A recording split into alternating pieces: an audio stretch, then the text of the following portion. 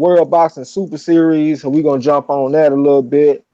Um, hold on, what else I got? I got some. I had wanted to revisit a couple of matchups. Napoleon Armstrong, what's up, bro? Winston Lee, what's going down? Napoleon Armstrong, Winston Lee. What's happening, fam? Yeah, so I wanted to revisit a couple of fights. The fights this weekend. Mikey Garcia and Robert Easter, Joseph Parker and Dillian White. And I wanted to take a look at Danny Garcia and Sean Porter again because I got a little bit closer look at the numbers. You know what I'm saying? Um, I also got I got some little fantasy matchups, you know what I'm saying? I got Billy Conn versus Archie Moore, Joe Gans versus Julio Cesar Chavez, and Sugar Ray Robinson versus Sugar Ray Leonard. And that shit took your boy forever. Them motherfuckers got damn near 200 fights.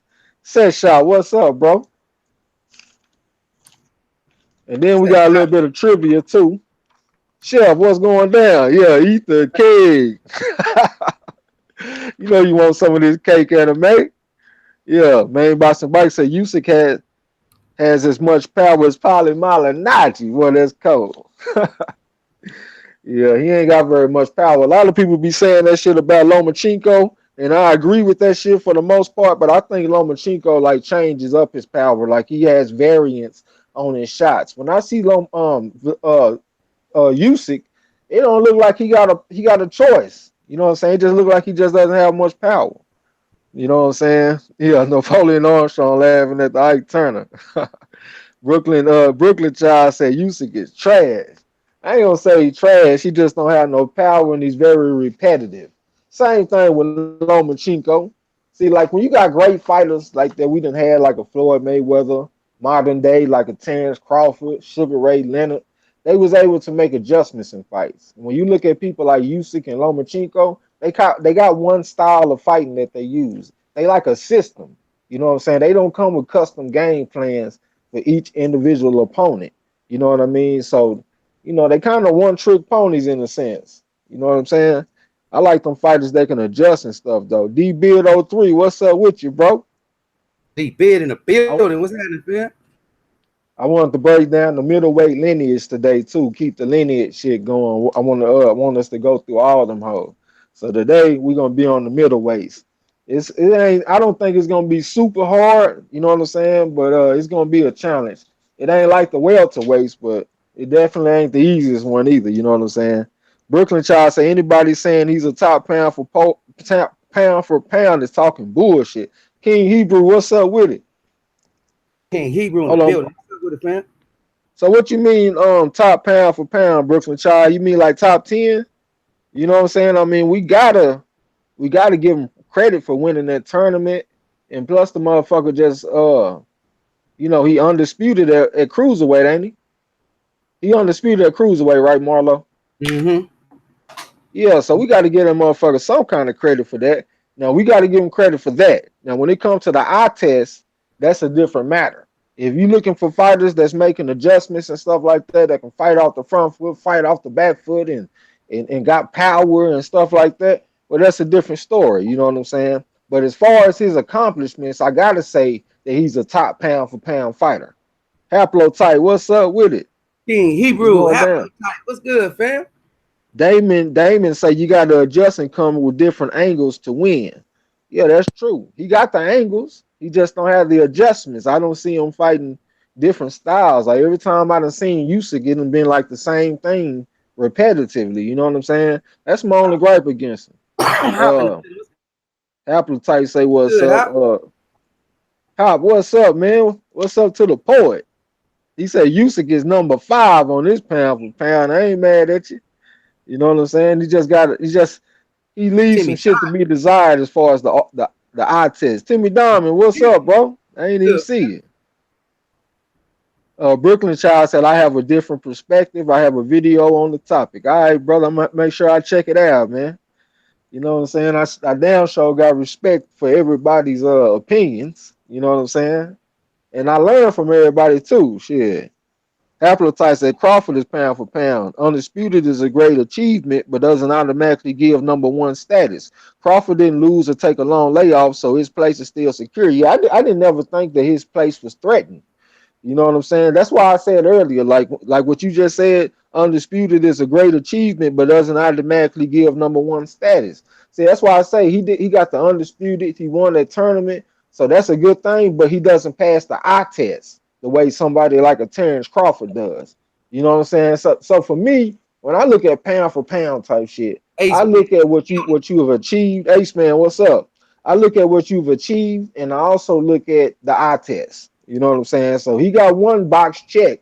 The other one he got half the box check. Like I like his skill set, but I don't like how he doesn't have a lot of different styles, and he doesn't come with custom game plans for each individual opponent like a Terrence Crawford would. Brooklyn Child said the cruiserweight division is a duck division. Okay, brother. I can't say that I'm just a cruiserweight expert, you know what I'm saying? But I'm gonna take your word for it. Ace man, he say, man, Marlo Trades, what's good? We good, bro. Back on the corner once again. Get up on some of this boxing nerd shit that we do. Apple type say Usyk lacks power and finishing skills. I don't disagree with none of that. He admits a Usyk chin straight paper. I ain't seen him get dropped, but I did see him get hurt on Saturday. So I think it's some truth to what you're saying. You Chris see me, Rayner, what's up, man? Chris Rain. He in the Main building. boxing biker said Usyk can't crack an egg. I believe you. He's similar to Lomachenko. He a big Oh, lump. Chris Rayner done changed that pick too. I ain't even know you was from Texas, bro. That's what's up. Emmanuel Momo, what's going down, homie? What's happening, fam? Yeah. Yeah, but I want to get off into the little old, the World Boxing Super Series for the 140 pounders. Last time I came with the bantamweights and I said that I was gonna come with the 140 pounders this time. You know what I'm saying? So I wanted to go ahead and take a look at that real quick. And then they done already announced the matchups and stuff like that. So I wanted to take a look at it. So Chris Ray, what's up, man? You say Marlo, Trey X, Kurt Hey, Sugar, hey, LDBC, and family. Yeah. what's The good? main boxing biker say, yo, Usyk even dressed like Loma with the colorful high socks. I ain't even noticed that. But they fight similarly for sure. You know what I'm saying? So let me jump into the World Boxing Super Series a little bit. The 140 pounders. Like I said, we did the bantamweights last time, and I promised that I would come with the 140 pounders this time. So the first matchup that I'm gonna look at is Regis Prograis versus Terry Flanagan. I feel like Prograis got a very good, like a lucky little draw early because he got like one of the weaker participants in the tournament. Ali Dago, what's happening? What's going down? And Ali Day going. Yeah. Marshall Simmons say he good. That's what's up. So Regis Prograis versus Terry Flanagan. I think Flanagan is one of the weakest opponents in the tournament. You know what I'm saying? He just got them hands put on him by Maurice Hooker. Chris Ray say hit the like button. Appreciate that. So look, you got Prograis. He 29 years old. You got Flanagan. He 29 years old.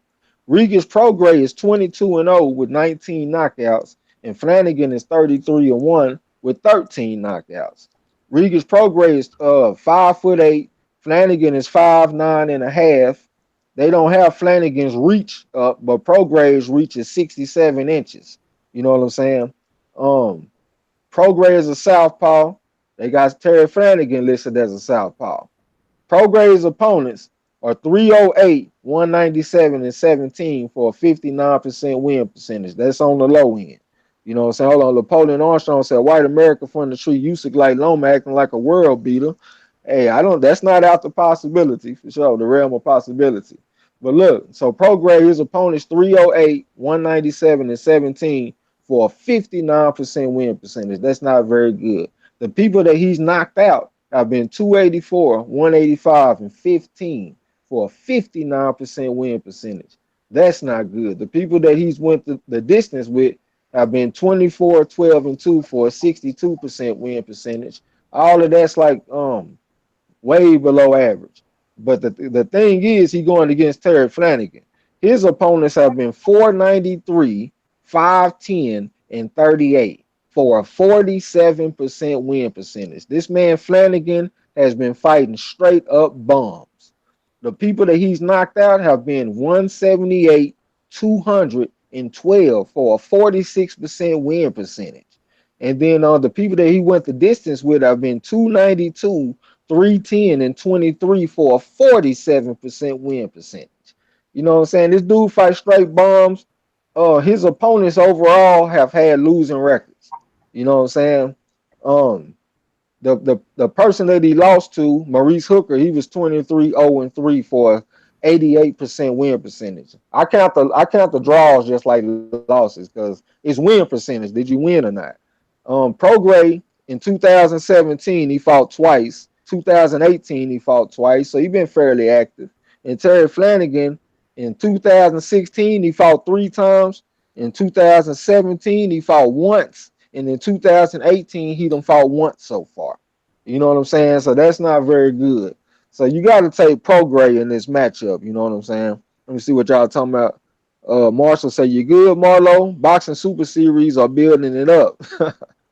Yeah, yeah. Yeah, Mark. No, That's what's up. Napoleon Armstrong said nope, but he's solid as hell. I don't know what you talking about, bro. Damon said the Progress stay more busy, he should get it. Now Hobbs say number 2 on his. The Ace Man said these boxers don't realize fighting bums don't get you ready for the big leagues. That's what I'll be saying. That's my main gripe against Progress. Well, it's some stylistic skill set shit that I'll be having a problem with too. But I just don't like his opponents. His opponents overall got a 59% win percentage. But luckily he fighting somebody that done fought worse opponents than him. This man Terry Flanagan fought some opponents that you wouldn't even believe. This El Fanique, motherfucker won. what's Yeah, happening? Fanici, what's up, bro? Yeah, one of them ones he was trying to tell me about some dude. His last name was Light or something like that. I thought he was talking about a real prospect. He talking about somebody that got down there like 200 losses, and Terry Flanagan fought him. Like he got them kind of people on his resume. You know what I'm saying? So you got to take Regis Prograis in that. Now the next fight is very interesting for me because I felt like Josh Taylor is the favorite to win the whole thing. And Ronald Finkley, what's up, bro? Ron Finkley in the So, building. What's good, fam? so I feel like Josh Taylor is the favorite to win the whole thing, but they matched him up tough in the first fight. He going up against this kid Ryan Martin. I never heard of the guy until this tournament. I looked him up today, and he can chunk him. He can fight. You know what I'm saying? So all right, Josh Taylor, he 13-0 with 11 knockouts. Ryan Martin is 22-0 with 12 knockouts. Josh Taylor 27, Martin is 25. Josh Taylor is 5'10 with a 69.5 inch reach. Ryan Martin is 5'11 and they don't have his reach. Josh Taylor's southpaw. Ryan Martin is orthodox. Let me see. Moody Trayweather, what's up, bro? What's going Building. down? Champ He Ross in the said he taking Ryan Burnett. good, fam. Champ Ross said there's a fight in the UK. I forgot his name. He was 1-150. I came across the guy years ago. I don't know what you talking about, but they got another one named Peter Buckley. They got damn near 300 losses. You know how they do in the UK. With Josh Taylor, all right, so he 5'10 with a 69.5 inch reach, and he a southpaw. Ron Martin 5'11. They don't have his reach, and he an orthodox fighter. Josh Taylor, his opponents have been 217, 68, and 14 for a 73% win percentage. That's real good, especially to only have 13 fights. Ryan Martin, his opponents have been 255, 103, and 7 for a 70% win percentage. La La D, what's up? Shout out to the Queen. La La D in the building. What's happening, sis? So, like I said, 255, 103, and 7 for a 70% win percentage. Um, so that's real close to Josh Taylor. You know what I'm saying? Um, the people that Josh Taylor have knocked out have been 180, 65, and 13 for a 70% win percentage. And looking at Ryan Martin, his opponents that he knocked out were 137, 55, and 3 for a 70% win percentage also. You know what I'm saying? Now this the one thing that looks like it kind of like Josh Taylor might kind of set himself apart. The people that he went the distance with were 37, 3, and 1 for a 90% win percentage. The people that Ryan Martin went the distance with were 118, 48, and 4 for a 69% win percentage. Dark True, what's up, man? I'm Dark gonna read Truth in the y'all building. comments. Hold on. So Ryan Martin, his opponents that he went the distance against were 69%, and Josh Taylor's that he went the distance against were 90%. But I will say Ryan Martin, his opponents got a bigger sample size because he got 160 fights as opposed to, they have 160 fights as opposed to Josh Taylor's opponents only having 41 with that 90% win percentage. Now, looking at their activity, Josh Taylor's been in 2017, he had 4 fights, and so far in 2018, he's had 2 fights. So it looked like he's set to have 4 fights again this year because 2 fights in the first half of this year so far. And Ryan Martin in 2017, he had 3 fights, and in 2018 he's had 2 so far. So he's been pretty active too. I think this is gonna be a hell of a fight. You know what I'm saying? I think they matched up Taylor tough in there for the first fight. Let me look real quick, see what y'all talking about. Main Boxing Biker say, God damn, y'all should see this gal that just walked by me. Hey, already. We definitely heterosexuals on the corner. Damon P said, how they going to keep fighting a guy that's 1-150? Hey, they be trying to get their little prospects records padded. You know what I'm saying? La D say she just chilling. Champ Lawrence, Ross talking to Hop. what champ? What's up? One time was going down, man. Rod X say KL Brook opponents have a fucked up record too. Oh, yeah. That's what really got me looking at this stuff. He was the first person that I ever broke down like this when he fought Errol Spence. And in his first like 21 fights, they already had like over 500 losses. You know what I'm saying? Like in totality, KL Brook's opponents have had like over 900 losses. You know what I'm saying? It's crazy. Let me scroll down. Napoleon Armstrong say 150 losses and he ain't brain dead. And you know what? That motherfucker Peter Buckley that got over 300 losses, he only been knocked out 10 times. So he wasn't even taking dives. Like this dude was going the distance. They got a documentary on him and everything. Hop say good research on those opponents' records, Trey. I follow what you were saying and I found it informative. Thanks for digging. Appreciate you, brother, for sure. I damn sure did have to work hard to do it. Xavier, so does everyone here have a wrench? Yeah, for sure, man. You get a wrench when you're part of the family. Come through and fuck with us, man. You'll get you one too. Real talk. Yeah, for sure. All right, Lauren say Martin trained by Abel might be his downfall. Abel Sanchez, huh? All right, let me go to the next one real quick. All right, the next one was Edward Troyanovsky versus Kyril Relic. Now, Troyanovsky, he's 27-1 with 24 knockouts. Reggie, what's up, man? What's going down? You know what I'm saying? Troyanovsky, his opponents are 27-1 for 20. With 24 knockouts. Relic, his record is 22-2 with 19 knockouts. Troyanovsky, the oldest guy in this tournament by far, is 38 years old. Relic is 28.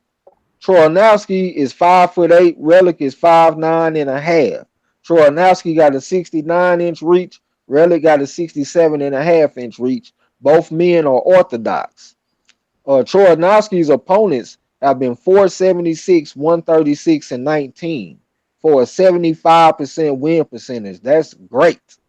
Relic, well, I ain't gonna say it's great, but it's good. It's real good. Relic, his opponents have been 285, 197, and 20 for a 57% win percentage. That's not very good. The people that Troyanowski has knocked out have been 446, 113, and 16 for a 78% win percentage. The people that he went the distance against have been 10, 23, and 3 for a 28% win percentage. I thought that was kind of weird. Like maybe he kind of fight down to his competition or something. You know what I'm saying? Like you going the distance against people that got a 28% win percentage. That's kind of weird. His only loss was to Julius Ndongo, who was 20-0. What's up, Sean Icon? Lil 95. What's blazing in sports? What's up with y'all, man? What's up with it, Sean Icon? What's good, friend? What's good? What's blazing? Yeah. So Relic, his opponents, the people that he knocked out has been 184, 175, and 16 for a 49% win percentage. That is not good, especially they have 24 fights. The people that he went the distance against have been 36, 27 and 3 for a 55% win percentage. That's not good. And the people that he lost to was 65, 5 and 1 for a 92% win percentage. So he lost to the better people. But I will say a lot of people felt like he got robbed against Barthélemy. Troyanowski in 2017 he fought twice, and in 2018 he hasn't fought not one time. And Relic in 2016 he fought twice. In 2017 he fought once. In 2018 he fought once. So inactivity might be a factor in this fight, but probably the main thing is going to be that 38 on Troyanowski. So you probably got to go with Relic. Just looking at that, even though Troyanowski got the better numbers, you probably got to take Relic because he's just 10 years younger. You know what I'm saying? Out with the old, in with the new.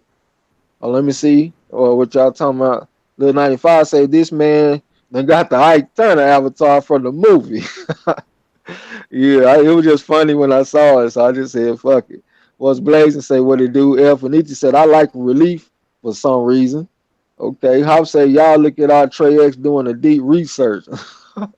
That's how I think, bro. That's how I look at life. Lawrence Williams said, Relic is probably the biggest puncher in this tournament. Okay, yep. Out of 24 fights, he got 19 knockouts, so that's about 77%. You know what I'm saying? So for sure. Damien P say hit the like, appreciate that. Relic say Relic was robbed against Burns too. So he'd have been robbed in his two losses. Okay, that's some news. All right.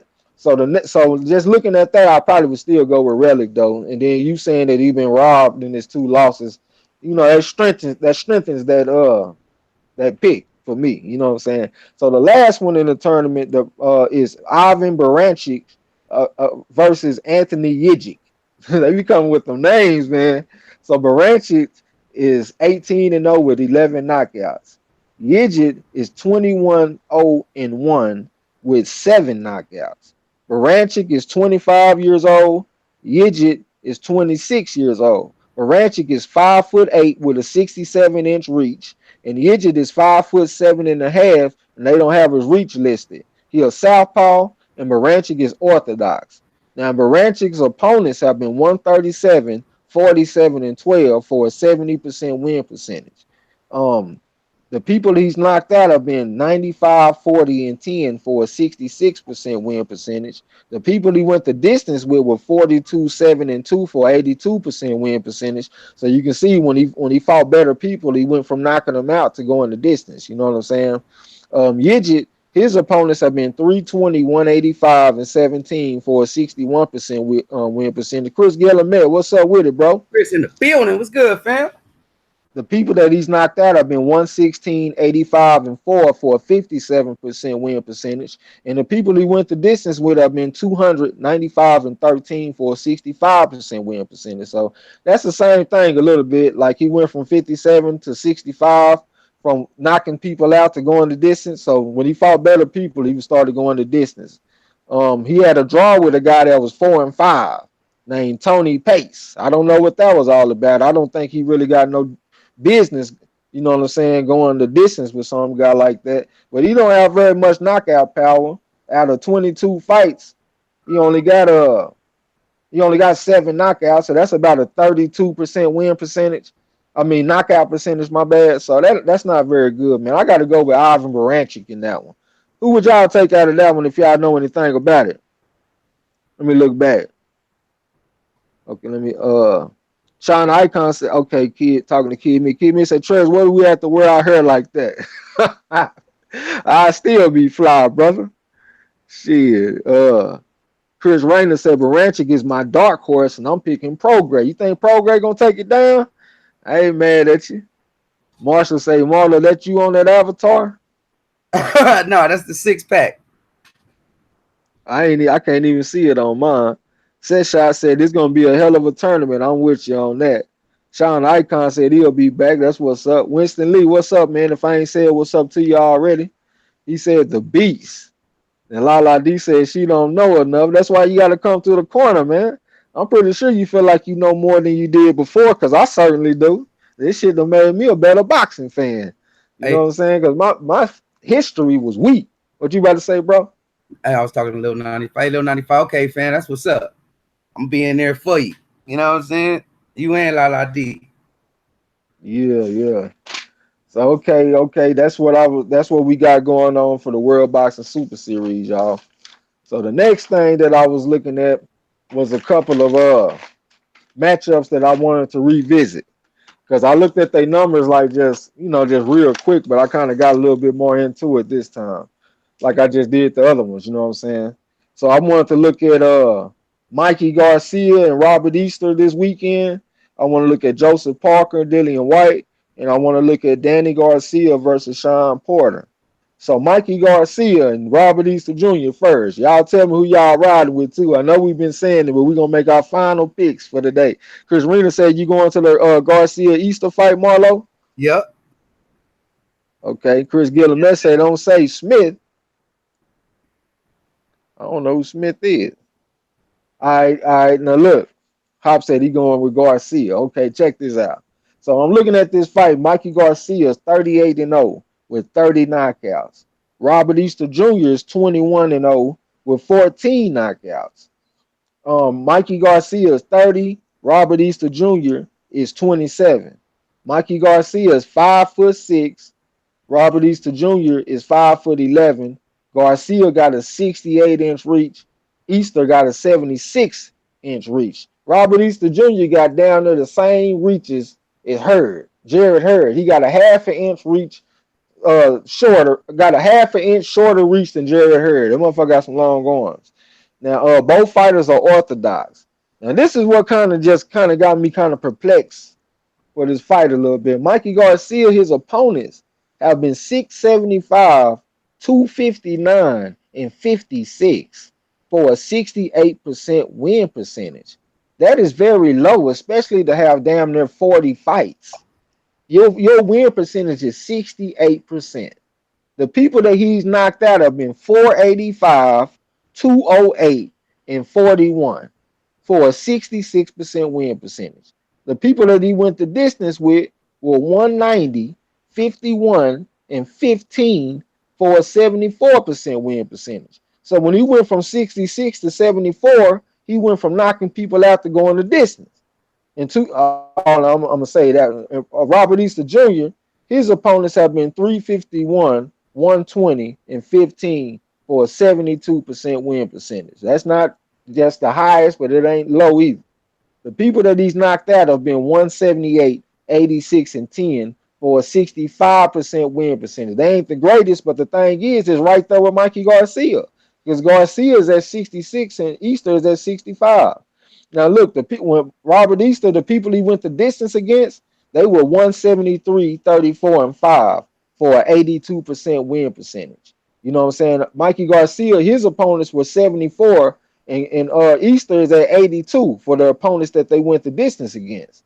Mikey Garcia, he fought twice in 2017, and in 2018 he fought once. Robert Easter did the same thing. 2017 he fought twice. In 2018 he fought once. You know what I'm saying?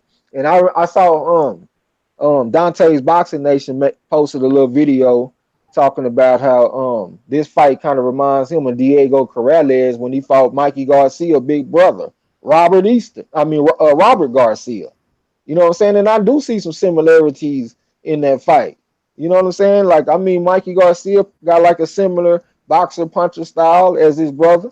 And then you got a tall guy like Robert Easter that gives up his height and fights on the inside just like Corrales. You know what I'm saying? I see some similarities in this fight. I really do feel like Robert Easter Jr. is going to give this man hell. I'm leaning towards him with my pick. You know what I'm saying? But even if he don't win, I feel like he's going to give Mikey Garcia hell. He's going to have to earn this one. I really do feel like he got to earn it. Let me look and see what y'all talking about. Hold on. Kid Mid said he got Easter. Hold on, let me look back. Okay, Hop said he'll go with Garcia. Chris Gilliam said he got Easter. Chris Rayner said he got Garcia. Lala D said, remember that time when I asked you and Marlo to do a Philly boxer trivia and y'all came up with like 100 questions and I missed every single one? Yeah, I remember when you worked us hard, worked us to death and couldn't get not one question right. Kid Mid said he got Easter. DB03 said he got Easter Jr. Chris Ray said he got Easter. Rod X said Easter by majority decision. Ronald Finkley said he got Easter. Mark Wonderlick said Easter for me. All right. Chris Gilliam said that age going to get him. Got to use reach. Okay, Fenici said Garcia would have played a crow for Marlo and an extra helping for Trey X.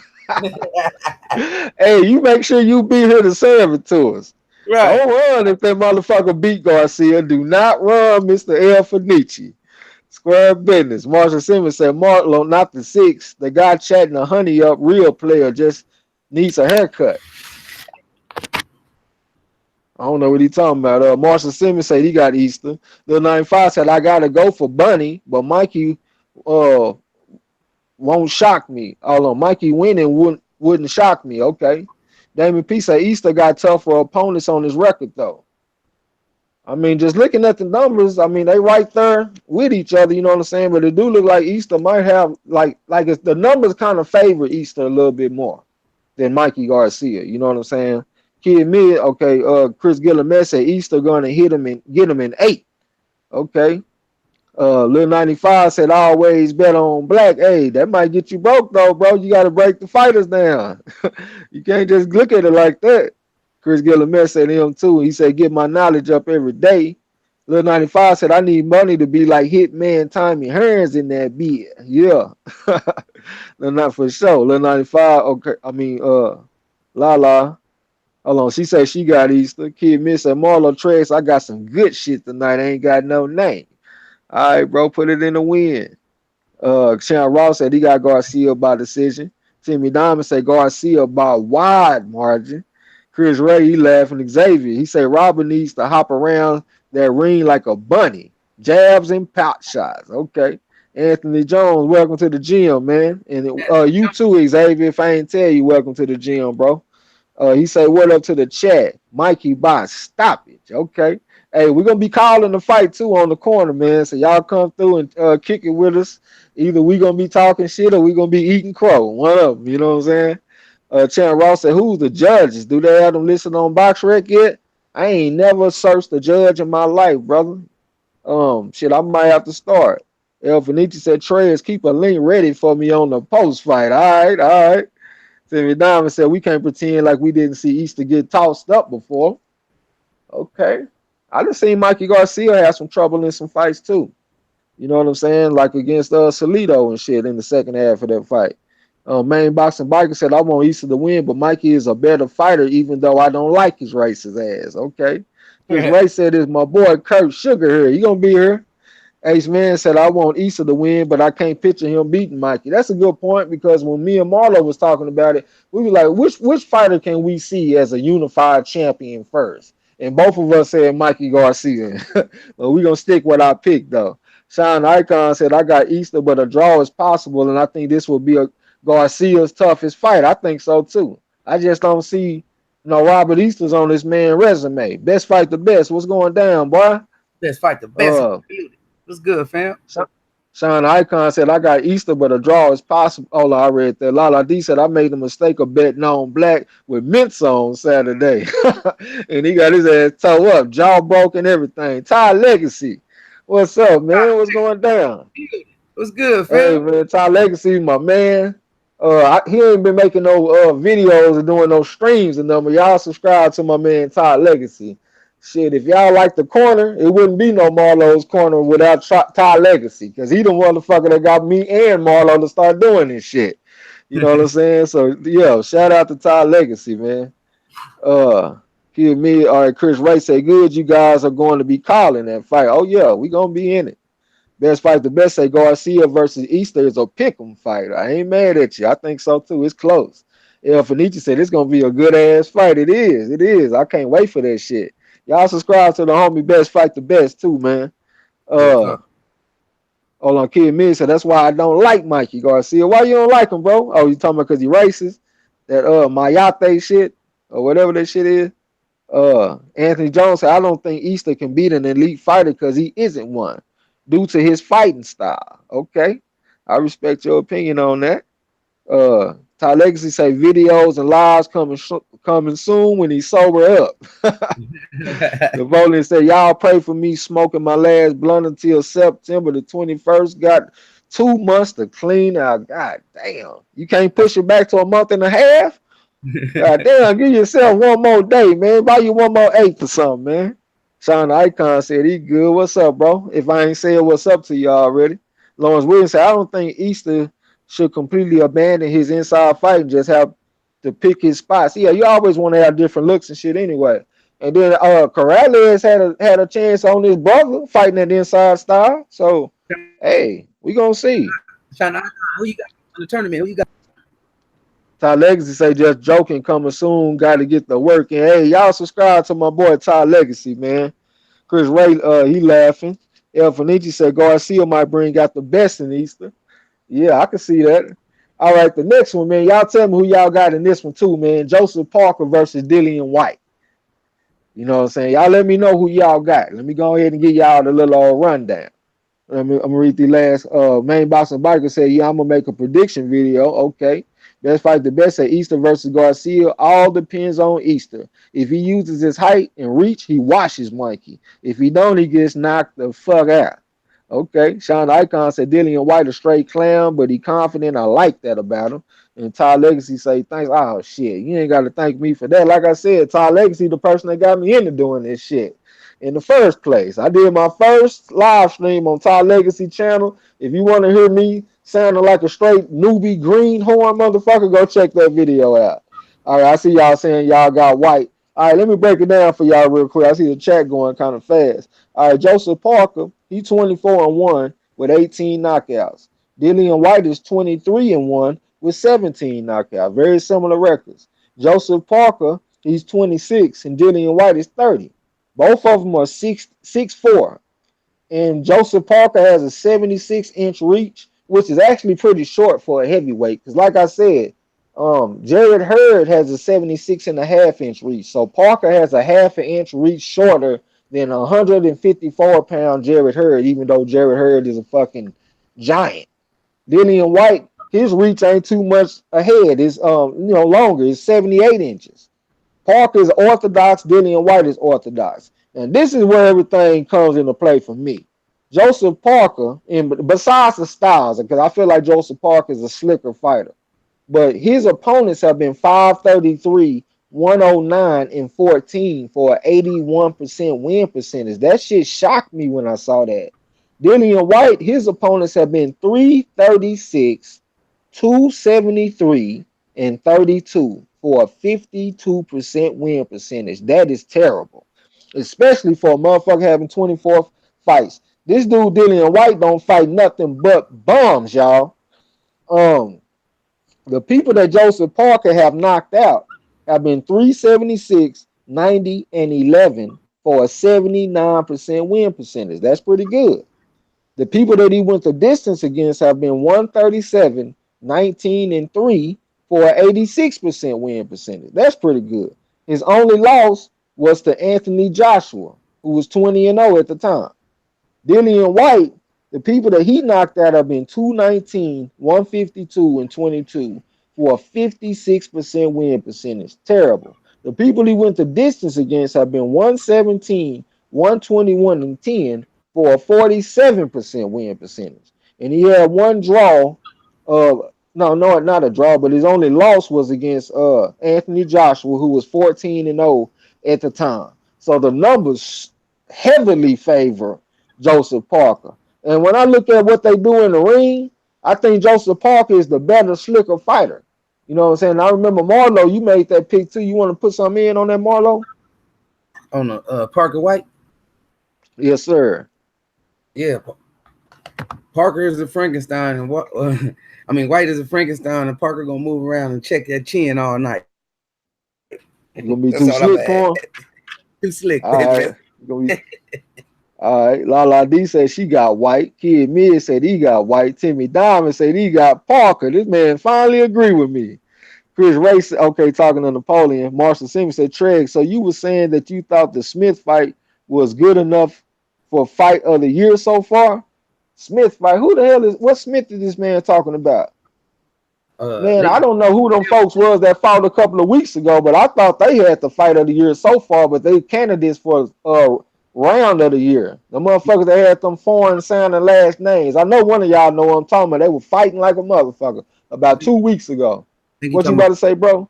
Smith Munguia, I think. Who?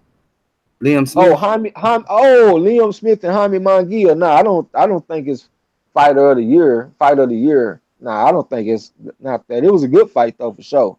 El Fenici said Parker without box White. I can see that. That's what I'm thinking.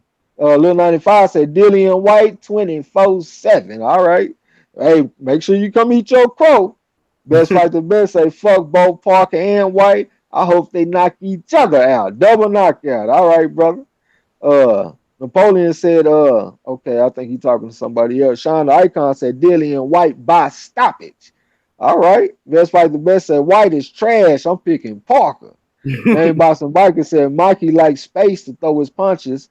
Mikey likes nice organized boxing match. So Easter got to get up close and nasty. Pause. All right, brother. Marshall Simmons said Dillian White all day. He did a vid today talking about the university training I mentioned. Hey, y'all, if y'all don't know, Marshall Simmons has been hammering this shit down my throat that this man, Dillian White, has been going to some university over there in the UK and getting some scientists and shit to help him with his boxing. I ain't never heard of that in my life.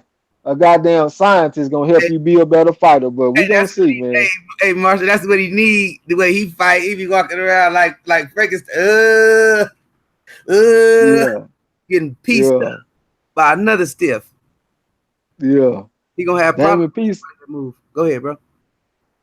Damon Peace said I kind of would like Parker to win just to put a wrench in AJ's plans. Right. And Anthony Jones said that's a hard one because White is getting better and Joe has never truly outclassed anyone. Yeah, it's just the opponents, man. I was like some of them opponents that Joseph Parker them fought, man, they might can whoop Dillian White. You know what I'm saying? I can't think of the motherfuckers off the top of my head right now for some reason. But I think they could beat him though. It's two fights that I'm thinking about particularly. I know my man Lawrence Williams got me down there. Ryan X say Parker by unanimous decision in the most boring heavyweight fight of the year. Okay.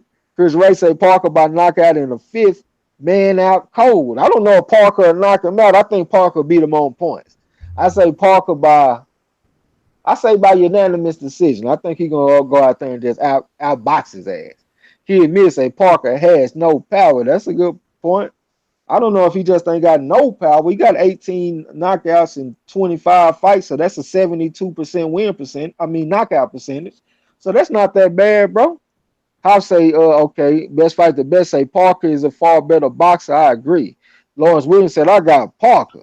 I like his movement, chin, and punch variety. I think Parker's movement will frustrate White to make him fight an undisciplined fight. Mm-hmm. Okay, you heard it from one time. Best fight the best. Said Parker will wash White. White is a wild swinging, burn Shrek looking bastard. D-Lo in the building. Yeah. Welcome to the gym. Who was that? D-Lo. D-Lo. What's up with it, man? On folk. Yeah. Hold on. Marshall Simmons say, Dillian White was letting his emotions take over and game plans went out the window in fitness. That changed a lot. Okay. Mark One said, is White fighting 60-year-old motherfuckers? Nah, you fighting a young man this time, 26. You fighting somebody in his prime. Yeah, Fenici said Marlo laughing, talking about White Herman monsters. Yeah. Come here. That sounded like Master P at first.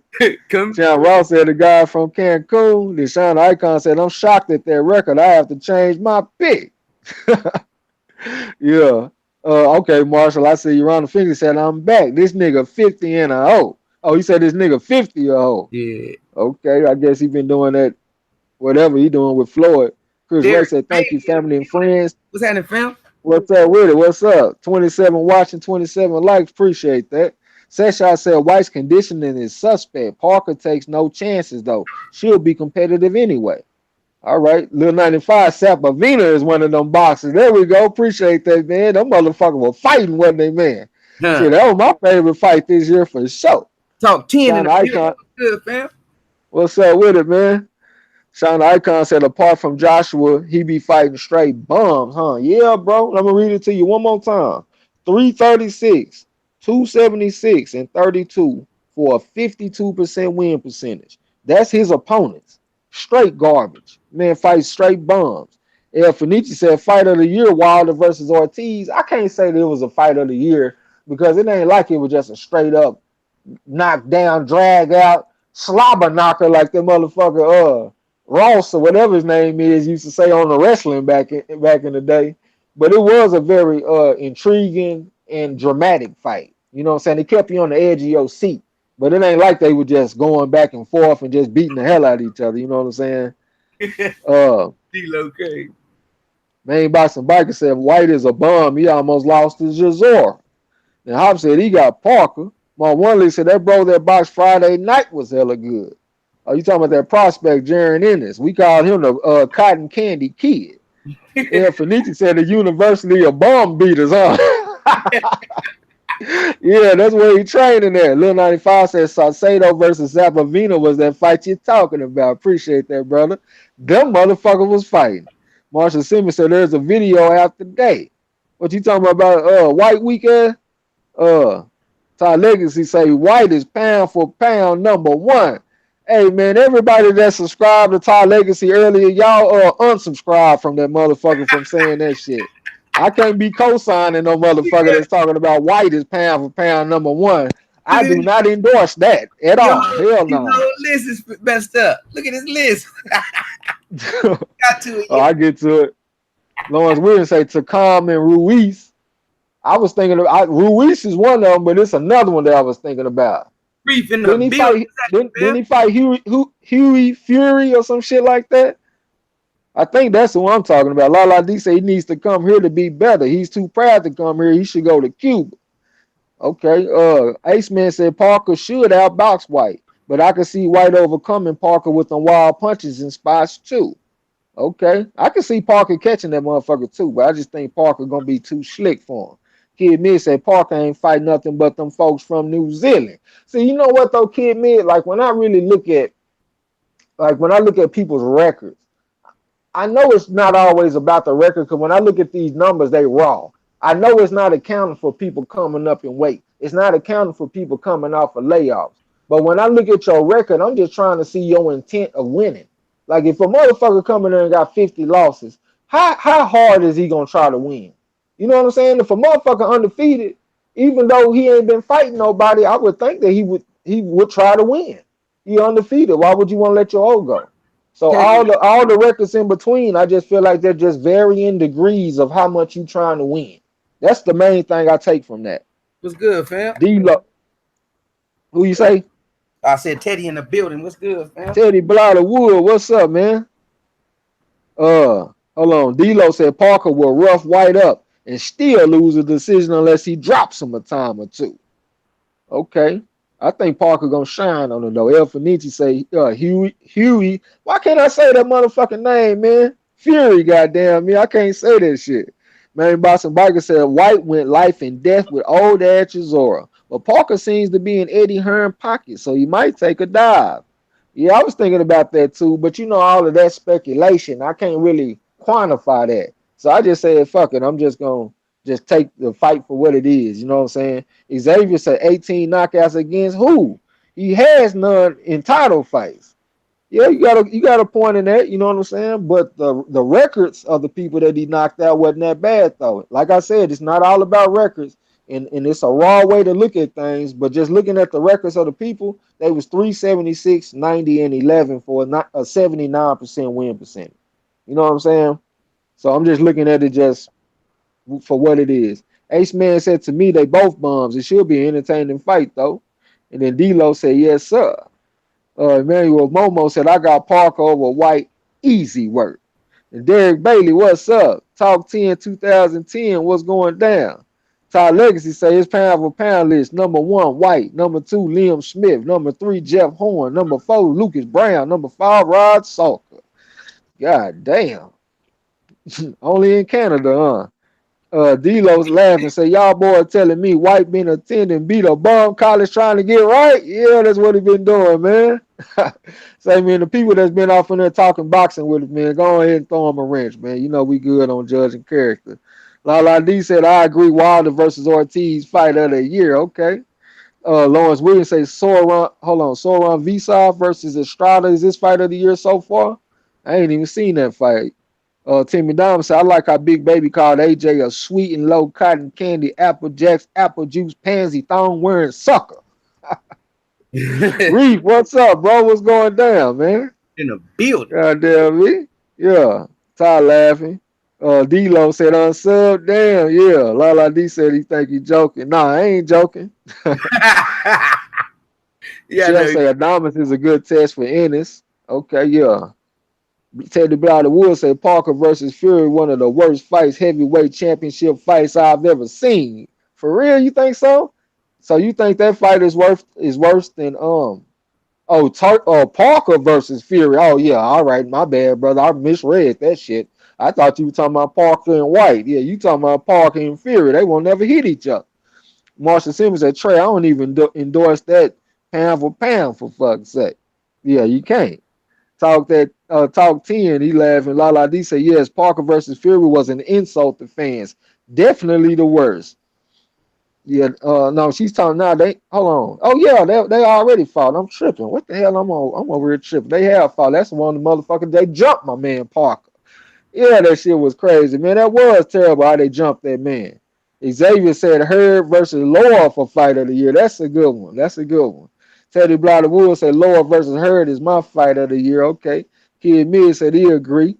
Damon P said White gets tired in the middle rounds. Okay. Let me see. Ty Legacy say he just joking. Blunt not that strong. Best fight the best. Okay. Reeves say Povetkin versus Klitschko was horrible WrestleMania. Every 5 seconds they was holding. And then okay, La D. Okay, yeah, only in Canada for sure. Sesha say betting wise, Parker is a slight favorite. Last week, White was a slight favorite. Best fight the best said Wilder versus Ortiz. My fight of the year so far.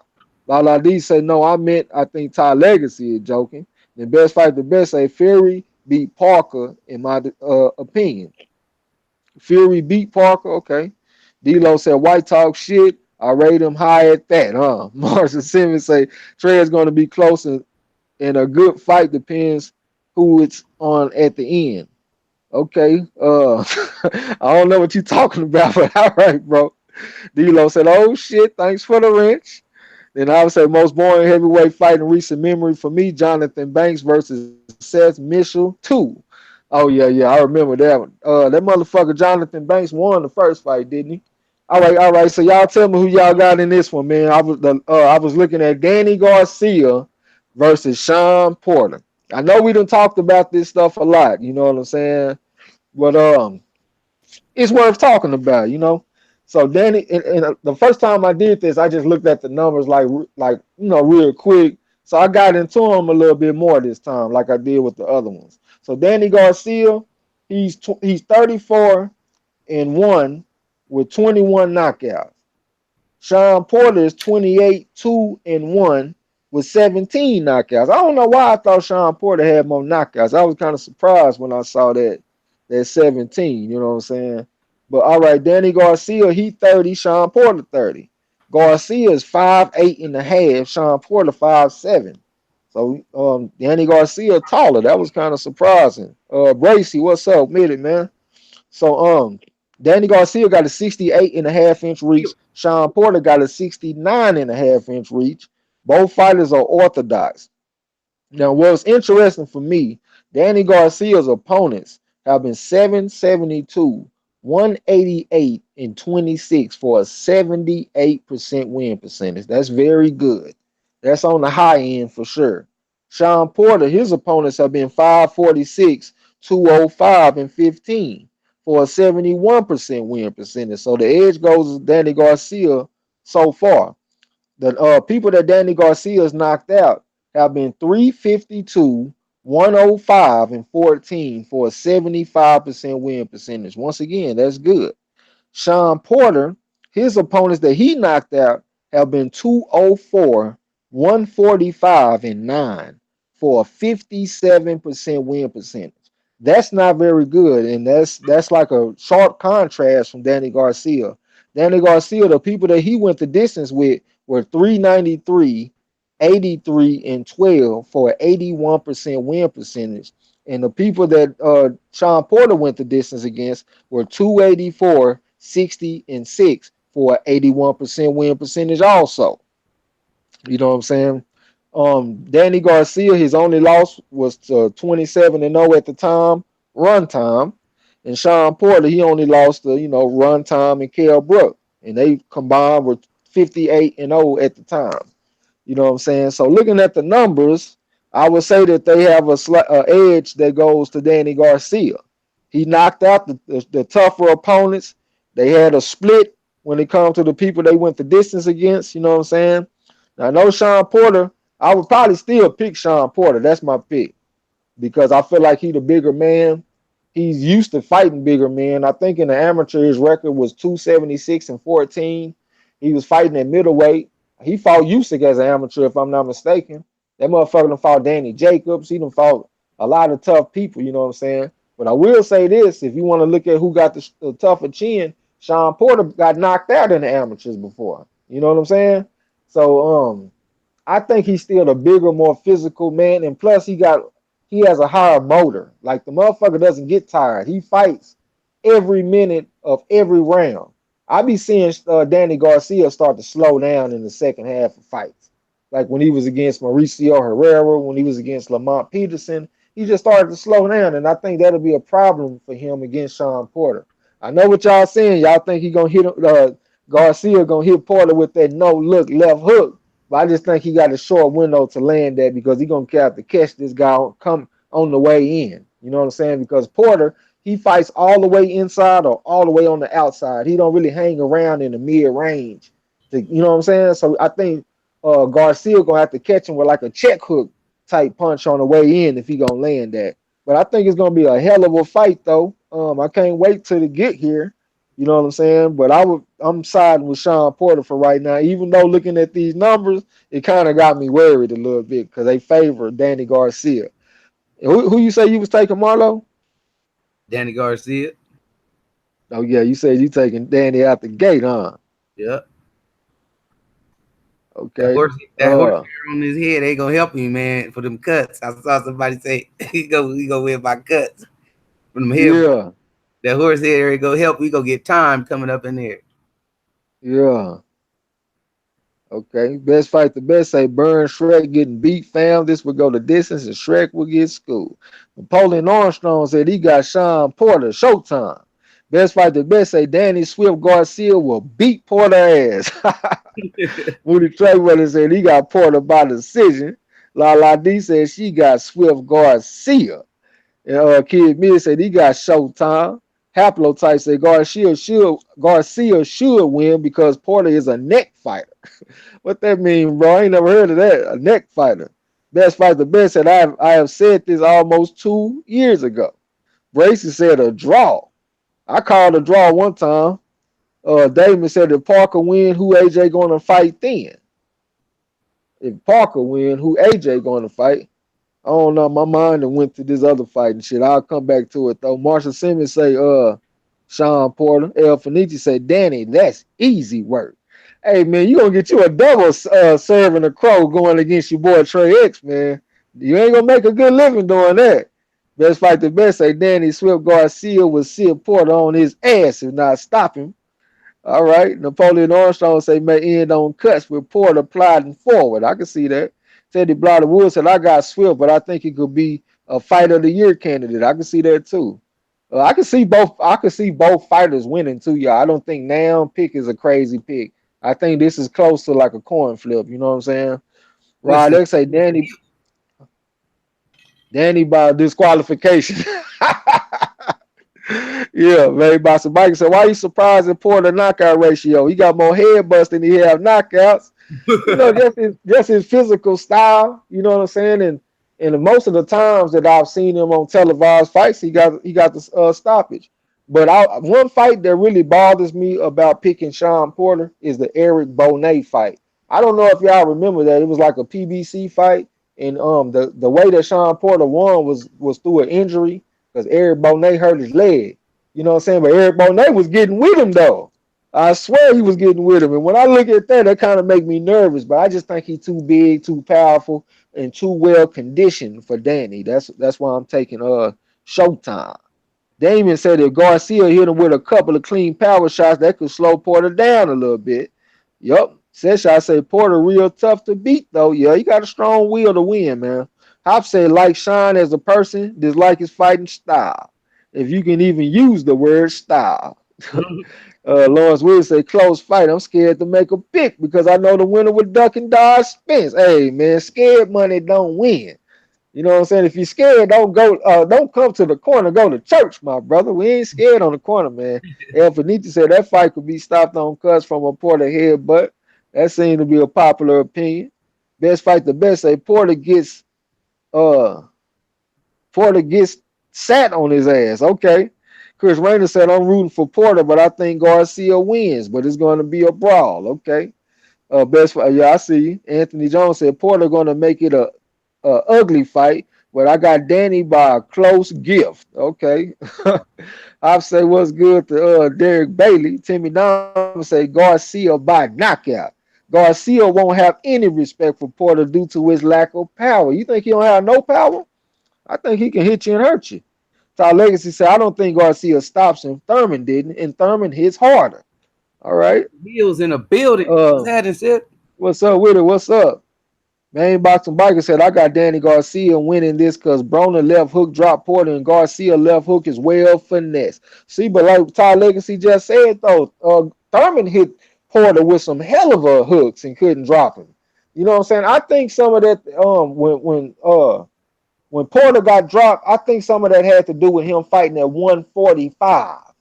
You know what I'm saying? Like, think about it. When has that motherfucker ever fought at 145? He wasn't even fighting at that as an amateur. He was fighting at middleweight as an amateur. And they done drained this man down. You know what I'm saying? I have heard that when you lose weight like that, it takes some of the fluid out of your brain area. You know what I'm saying? And that takes some of the cushion away from your brain. So when you get hit and your brain be bouncing around and shit, it takes some of that cushion out your shit. It makes it easier for you to get dropped. I don't know how true that is, but I have heard that though. And you know, coincidentally, that's the only fight that he's ever been dropped in.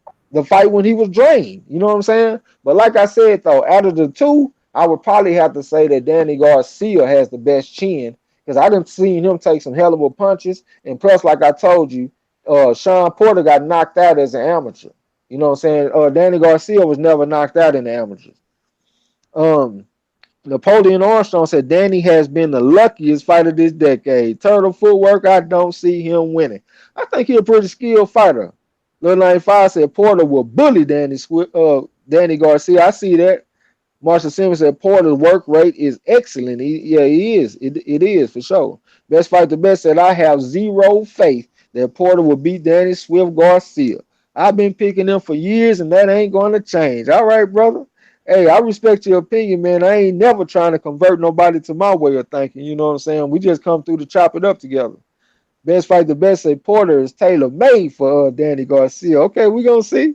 El Finiti said Tregs, your play gonna be full of crow. Okay.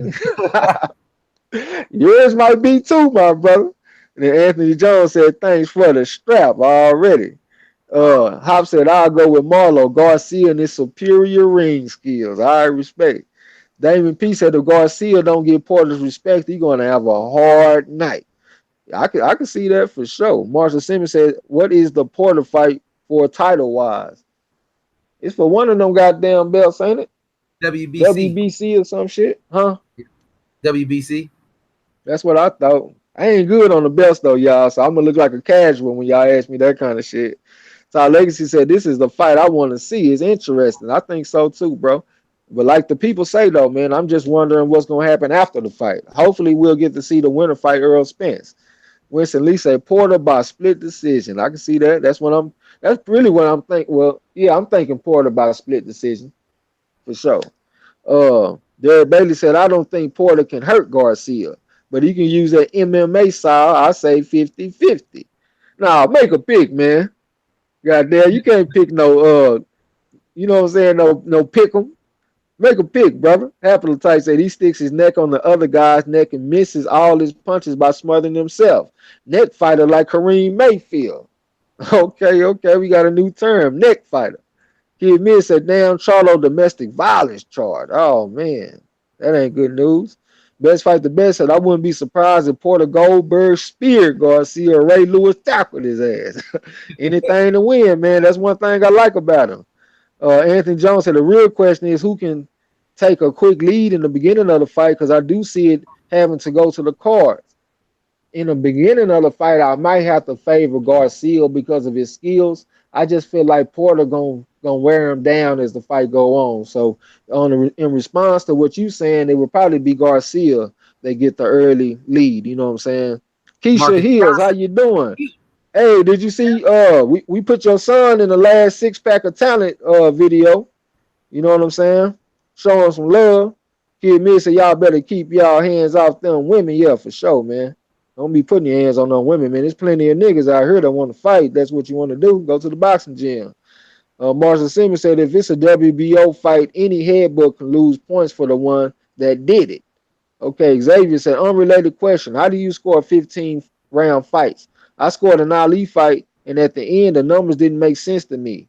Did they not use the 10-point must system? I don't know, man. I thought they scored the fights 15 rounds like they scored 12. 10-point must system, like you say. You know what I'm saying? So I don't know, brother. Napoleon Armstrong said Danny already gasses out, plus Porter tempo on wrestling. Danny gonna get tired, and that's it. I can see that, bro. I think he's gonna slow down. Ty Legacy said Porter will make it hard for Danny to get set. Porter don't always close the distance properly, but he closes it consistently, and he works in behind the jab. Keisha Hill said, y'all talking about Sean Porter? Yes, ma'am. And then Martin said 145 will zap your energy. You already draining down to get to 147. Then you come with 2 more pounds. That don't help. Ty Legacy said, yes, it does, Trey. That's why cutting weight improperly is dangerous. Main Boxing Bike said, you're absolutely correct. Losing too much weight take water and cushion out of the brain. Anthony Jones said, Danny got it. Danny got that 6 toe. He ain't going down. I forgot about that shit. D'Lo said, I think Danny will look about 3 inches taller in there. I think Porter will have a hard time finding Danny, and if he gets too anxious or reckless, Danny may drop him a time or two via uppercut or hook. I can see that too, bro. Danny's got hell of a timing. That motherfucker got good power. You know what I'm saying? Keisha Hill said she like Danny Garcia. You like him over Porter? Man, Boston Biker said, but then again, even Madonna said Broner is the hardest puncher he ever faced. I didn't understand that either. Marshall Simmons said lack of fluids from weight loss can make you be totally different in many areas. DJ Yo, okay, best fam. DJ Yo, what's up? Best fight the best, say the WBC. Todd Legacy said that's why motherfuckers get headaches when they dehydrated. Okay, I ain't never even heard of that. Keisha Hill said Errol Spence is the truth. Hell yeah, my favorite fighter. Marcus Johnson, what's up, man? I don't know if you gave him a wrench already, bro, but throwing one. He said Danny isn't great at one thing because he's been there a bunch of times. I think that he might be related to Kid Mid. The perfection in the building. Perfection, what's up, bro? He said Marcus Johnson said Danny isn't great at one thing, but he is very good at a lot of things, and I got him edging Porter. Okay, respect to your opinion, brother. Marshall Simmons say so WBC headbutt, you get points lost. Okay, Derek Bailey said Garcia by decision. I think he will piece Porter ass up. All right, bro. Lil 95 said Porter athletic as well, though. Y'all sleeping. Yeah, you're a hell of an athlete for sure. You know what I'm saying? A football player, and you still had a 276-14 record as an amateur. He don't get enough respect for his amateur background. The motherfucker got 300 fights, man. You know what I'm saying? Man, Boston Biker said Porter should pay attention to the Peterson versus Garcia fight. If Danny Garcia fades badly, then go in for the kill for sure. I see DJ Yo. Keisha Hill said, thanks for the support, bros. We appreciate the love already. Man, Boston Biker said, nah, fuck that. I'm changing my pick. I'm going for Porter. Danny bleed easily, and Porter only loses to slick boxes. But Danny Garcia slick too, though. You know. Todd Legacy said that 6 toe is why he got excellent balance, that reptilian shit, yeah. Perfection said he around the corner already, bro. Kid Mid smashed the like button, appreciate that. Lawrence Williams said, fuck it, he got Porter. Where you been at, boy? You went and sat and thought hard about that little pig, huh? Kurt Sugar pop up like Pop-Tart. What's up, baby? TRAE X, Marlo's Corner. I'm hyped for the fight. I'm glad Porter and Garcia is being made at the Barclays Center because you got football, college football, and boxing is the best time to be a sports fan. You know, I can't wait. That's Yes, what's up. sir. Yes, sir. Uh, I'm pretty sure everybody gonna start saying what's up. So let me try to catch up real quick. Then we're gonna holler at you. Hold on. Damon P said the interaction between Angel and Kenny might be as entertaining as the fight. I'm looking forward to that. I just asked him about the Garcia versus Porter fight, so they giving me their opinions and stuff. Kid me say Porter all day. Them headbutts hurt like hell. Hell yeah, they hurt. They might not score, but they hurt. St. Cruz in Xavier said, I know some. the fam. What's up with it? Xavier said, I know some people that went to high school with Sean Porter here in Ohio. Okay, Keisha Hill said, my son had to drop weight in short period and had him disoriented because of dehydration. Okay. Um, okay, Moody Trayweather say, what's up, Kurt Sugar? Peace, chat. Everybody. St. Cruz and said Porter needs to outwork him in a dog fight. That's what I think he will do. That's what I'm expecting him to do. You know what I'm saying? But what's up, St. Cruz? D-Lo said my little change is on Danny. What? How many shekels you put on Danny, boy? Lala D said Danny bleeds easily. I don't remember that for some reason, but he beat everyone except Thurman. It seemed like he was bleeding against Herrera and against Peterson. I don't know if he was cut. It might have just been a nosebleed. Yeah, I don't really remember seeing Danny Garcia cut. Have you ever seen him cut, Kurt? He was cut early in his career against an obscure fight. I forgot the name, but not really. Danny's a good fighter, man. That Porter and Garcia fight, the key factor is going to be early in the fight. If Garcia doesn't master distance and he doesn't hurt Porter with something or get his respect, because you don't have to knock nobody out, just get their respect. It's going to be a rough fight for Danny Garcia. So if I was Danny Garcia, I would try to put some hurt on him early in the fight to let him know that I mean business. Okay. Man, Boston Biker said, man, I almost had a domestic charge like Charlo because my girl was talking about, oh, look, Earl Spence have an 8-pack. I didn't know you can go past 6. It's very crazy. Derek Bailey said, what's good, Kurt Sugar? Peace. Mike Biggs Boxing just stepped up in his bid. What's up, bro? Xavier said, bye. All right, bro. Appreciate you for coming through, man. Kid Miz, all right, Main Boxing Biker said Danny bleed and did bad against Zab Judah. And then Main Boxing Biker said he was cut badly against Khan also. Okay, Peace, brother. Xavier. Lala D said, I think Danny did well versus Zab Judah. And Derek Bailey said, who trying to go to the fight? Marlo trying to get some people to go to the fight with him right now. Mike Biggs, okay. Hell yeah. Ty Legacy say he agree with you, Kurt. Lala D say Marlo was going to the fight. Yep. Keisha Hill say Zab is a journeyman now. He need to go ahead and sit down somewhere. Lawrence Williams said Danny bruised easy. His eye against Morales in the first fight was crazy. Okay, D-Lo said little $25 wager, nothing serious whatsoever. Saving a nice bet on Wilder versus that hoe over there in the UK. Okay, you bet a little $25. I ain't mad at you. You ain't got to sell the farm every time. Rod X said a ref needs to show some bravery and disqualify Porter's dirty fight. Nash. Ace Man said, I think Danny got a good chance. Kell Brook got him. I'm going for Danny. And Napoleon Armstrong said, I know a super bad Indian chick was at the beach and noticed she had 6 toes on each foot. I counted like 3 times to make sure. She had the extra nail painted and everything. I was like, hell no. Big box. What's happening, Yeah. Man, Boston Biker said Julie is the reason why Danny Garcia had that scar in between his eyebrows. Okay, I didn't even know the man had scar tissue like that, y'all. I appreciate that info. You know what I'm saying? So, the next thing that we'll go ahead and jump on, since I got Lawrence Williams still in here and I got Kurt Sugar, we'll go to the middleweight lineage, y'all. We're gonna continue our lineage little breakdown that we've been doing. You know what I'm saying? I think that's important to, remember where we come from with the shit so we appreciate what we getting to, you know what I'm saying? So on the middleweights, we're gonna go ahead and get it started. Let me find my pencil. Okay, so y'all tell me who the first middleweight champion in history was. And when they give it to me, Kurt Sugar, I'm gonna come to you. Yes, You know sir. what I'm saying? So y'all tell me who the first middleweight champion in history was. Por favor. Please. And this is back in the day, y'all. We gonna come up. It's gonna be kind of long, but we gonna get there. You know what I'm saying? But it is some repeat champions, so it might not take that long. But his initials are ND. My bad. Chris Ray said he plead the fifth. Main Boston Biker said Angel Garcia be trying to pick up hoes too. Hey, you ain't gonna never get tired of picking up women. Okay, Xavier came. I thought you were gone, Xavier. I thought you just said bye. You know who it is, Kurt? No, sir. His name was Nam Paril Dempsey, I and wouldn't he have got had that one.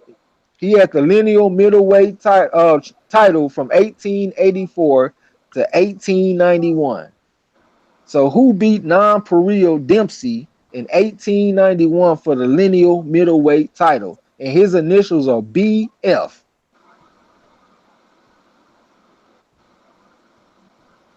You know who it is, Kurt? Yes, sir. Okay. Give him a little second, then I'm gonna come to you.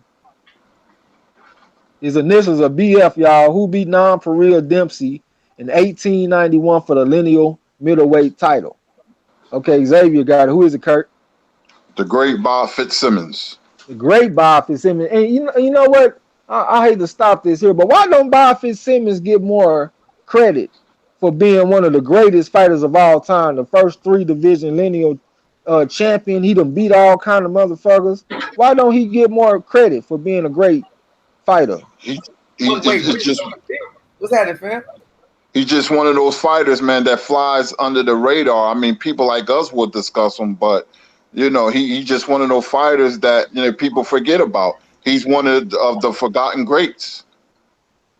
Okay. One Ray Winslow, what's up? He said, "What's up, fella?" Shout out to the What's Love got to do with it thumbnail. Why are they gonna make Joshua eat the cake? Yeah. All right. So Bob Fitzsimmons, he had the lineal middleweight title from 1891, and then he vacated in 1895. I don't understand the gap on this shit, but the next person got it in 1898, and his initials were TR. So y'all tell me who that is. Initials of TR. Xavier said, I study lineal champions. Okay. You sure you don't study that good old Google? But we're going to take your word Hey, for it right now. like Xavier said no. I was gonna ask him why he said no. Derek Bailey said, okay, fam. Oh, you talking to, are you Googling the answers? Hey, Ferguson, what's up, man? Philly in the house. In the building, what's up with You it? know who it is, Kurt? Who the person that No, got the sir. lineal middleweight title in 1898? No, sir. Okay, Lowland Profits, what's up, man? He said Terrence Robbins, but it was Terrence Ryan. No, Tommy Ryan was his name. Tommy Ryan. And Tommy he had it Ryan. from Tommy Ryan. He had it from 1898 to 1906 when he vacated. So tell me the person who was next in line after Tommy Ryan. He got it in 1907, and his initials are SK, and you know who it is, Kurt Sugar. SK. SK. You know who it SK. is. Y'all give me an uncle when y'all give up. I see Damon P down there with the Tommy Ryan. That was on the last one. Who the next one? SK. If you know who it is, Kurt, you can just go ahead and say it. All You right, heard man. of him though. My mind is blank. Hey, wait a minute. Give me 30 seconds. SK. Anthony Jones said uncle. SK. He's Caucasian.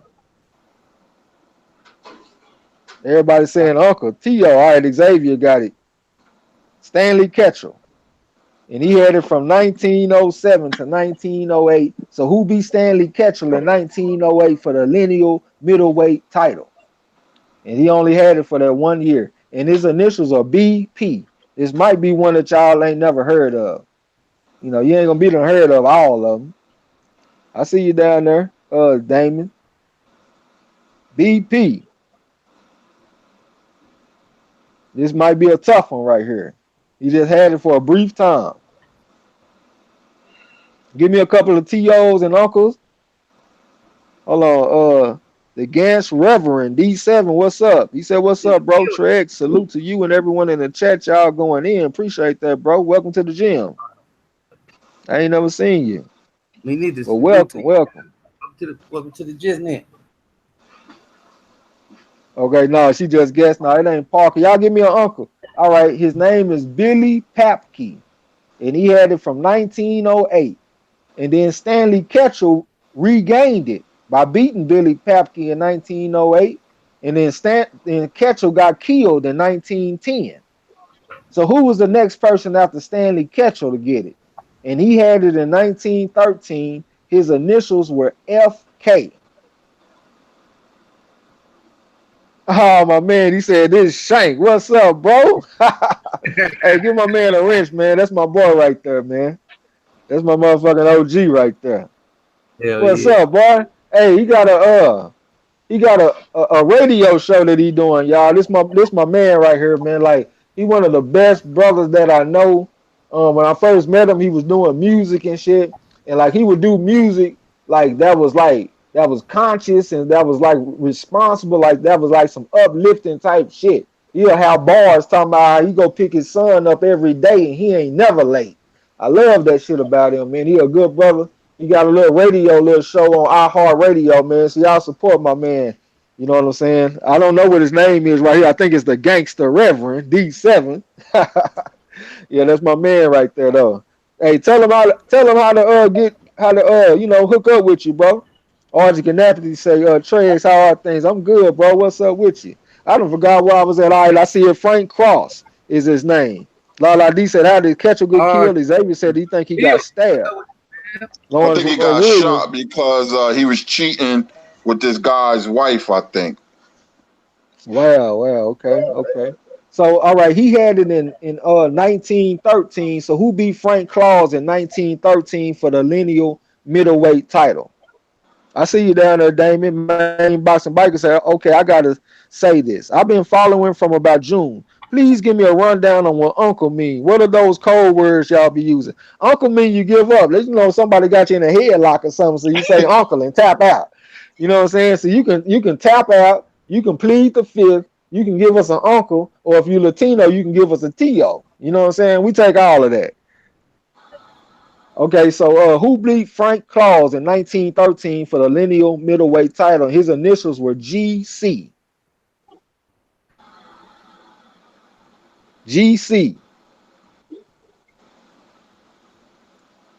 You know who it is, Kurt?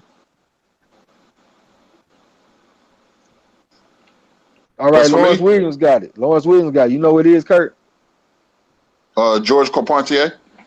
George Chip. You was close, George Chip. And he had it from 1913 to 1914. So who beat George Chip in 1914 for the lineal middleweight title? And his initials are AM.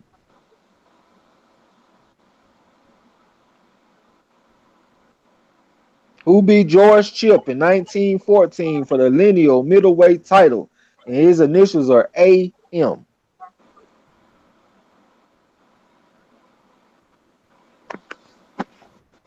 You know who it is, Kurt? This might be a tough one. All No, right, sir. St. Cruz and got this one. You know who it is, Kurt? No, sir. It's Al McCoy. And he had it from 1914 to 1917. So who beat Al McCoy in 1917 for the lineal middleweight title? And his initials are MD. Main Boxing Biker said, thanks. I see y'all with y'all fifths. La La D with the uncle. Okay, Lawrence Williams said McDonald. I don't that ain't quite it though. You know who it is, Kurt? All right, Damon P got it and Xavier got it. Fresh off of Google. Welcome back, brothers. What is it, Kurt? You I know what don't it is? know. Mike No, sir. O'Dowd.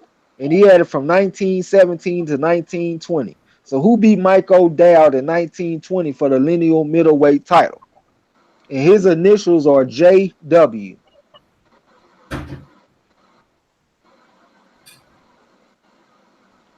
JW. Xavier said one of the earliest middleweight films. Okay. So who beat Mike O'Dowd in 1920 for the lineal middleweight title? Yeah, little 95, yeah. Fresh out Wikipedia. You know who it is, Kurt? JW? No, sir. Okay. Lawrence said, all right, main boxing biker. He back. Welcome back, brother. Johnny Wilson. And he had it from 1920 to 1923. So who beat Johnny Wilson in 1923 for the lineal middleweight title? All right, my homie just posted the link to his I think radio show in the chat. You know what I'm saying? So y'all support my brother, man. I really appreciate that for sure. Sure All right, will. Timmy Diamond's got it. His initials are HG, Kurt. You know who it Harry is. Grab. Harry Harry Grab. Greb. He had it from 1923 to 1926. It should heat up right now, y'all. So who beat Harry Greb in 1926 for the lineal middleweight title? His initials are TF.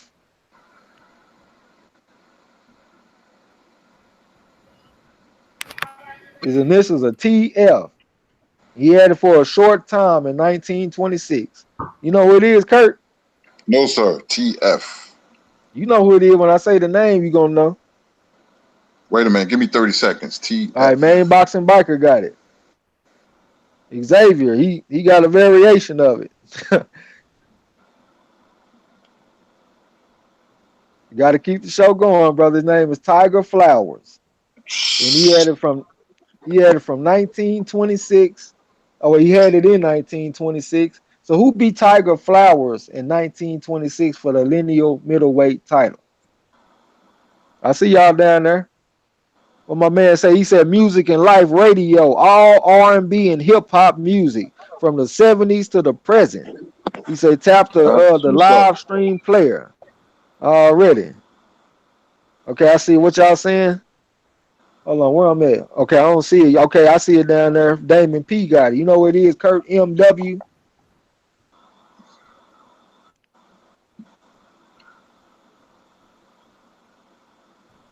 His name is Mickey Walker. And he held it from 1926 to 1931, and then he vacated and moved to heavyweight. So then there was a sizable gap for some reason, but they got the next person. They got they got it in 1948 for some reason. I don't know why, but that's the next date they got is 1948. So who's the next person to get it after Mickey Walker? And his initials were TZ. I know you know this one, Kurt. Yes, sir. Go ahead. Tony Zell. Tony Zell. He had it in 1948. So who beat Tony Zell in 1948 for the lineal middleweight title? I see y'all down there, Tony Zell. Kid me said, man, I'm chilling with my great nephew. I feel old as fuck. You getting up there, nigga. You ain't no spring chicken no more, boy. So who beat Tony Zell in 1948? His initials are MC. Did they say uncle? I'm gonna take a guess. Go ahead. Marcel Cerdan. There you go, Marcel Cerdan. Now I see you down there, Xavier. Xavier a monster.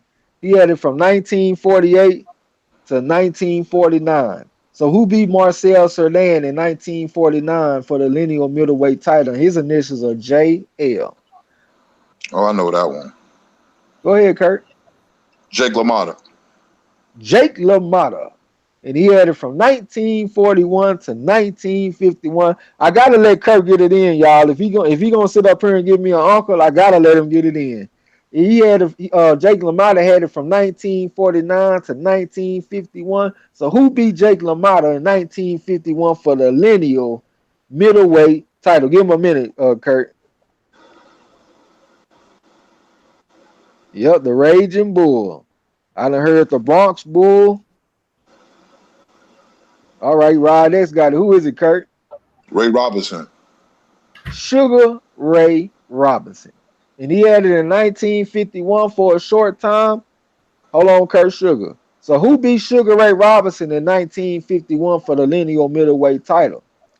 And this happened when Sugar Ray Robinson was on his vacation.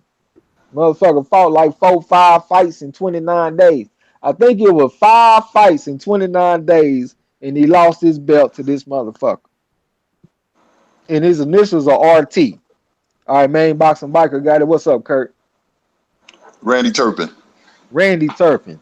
And then Sugar Ray Robinson regained it from Randy Turpin in 1951, and he kept it to 1952. Now, this is some information that I didn't know, but who beat, well, shit, who allegedly beat Sugar Ray Robinson in 1952 for the lineal middleweight title? And his initials are CO. You know what it is, Kurt? CO. Yeah. CO. I don't remember. All Oh right, yeah, I main know what it boxing is. biker got it. Go ahead, Kurt. Carl Olsen. See, I didn't know nothing about that, man. When I saw that on the shit, I was like, man, I'm about to be looking dumb as hell if I put this down. All right, Carl Olsen, he had it from 1952 to 1955, and then Sugar Ray Robinson regained it from him in 1955 and kept it to 1957. So who beat Sugar Ray Robinson in 1957 for the lineal middleweight title? And his initials are GF. Give him a little second. St. Cruz, say Graziano, no, sir. His initials are GF. You know what it is, St. Cruz. And Rod X got it. Who is it, Kurt? Gene Fullmer. Gene Foreman. He had it in 1957, and then Sugar Ray Robinson regained it in 1957, and then he lost it in 1957 to a gentleman that had the initial CB. I know what you meant, St. Cruz and brother. Main Boston Biker said Gene Foreman. Yep, Lil 95, Gene Foreman. St. Cruz, I don't know, man. Maybe my shit lagging like one of them ones or something. My stuff ain't catching up. You know what I'm saying? Xavier said I was watching that first fight when it started. Okay, I see it. I see y'all. Who is it, Kurt? Carmen Basilio. Carmen Basilio. He kept it from 1957 to 1958. Then Sugar Ray Robinson got back in the mix and got it again. And he kept it from 1958 to 1960. So who beat Sugar Ray Robinson in 1960 for the lineal middleweight title? And his initials are PP. La D laughing. Cruising. Oh, she must be laughing, talking about my shit lagging like one of them ones. Yeah. So who beat Sugar Ray Robinson in 1960 for the lineal middleweight title? And his initials are PP. Okay, main boxing biker got it. Who is it, Kurt? Paul Pender. Paul Pender. He had it from 1962 to 1963. Then he retired. He went out on top. So the next person got it in 1963, and his initials are DT. Yeah, I see you down there. Yeah. Damn, your stuff behind for some reason, St. Cruising. I know you know them answers, but you answering questions from like 5 questions back. So who beat Paul Pender in 1961? Okay, I see main boxing biker got it. Who is it, Kurt? His initials are TD, not Terrell Davis. TD? Yeah.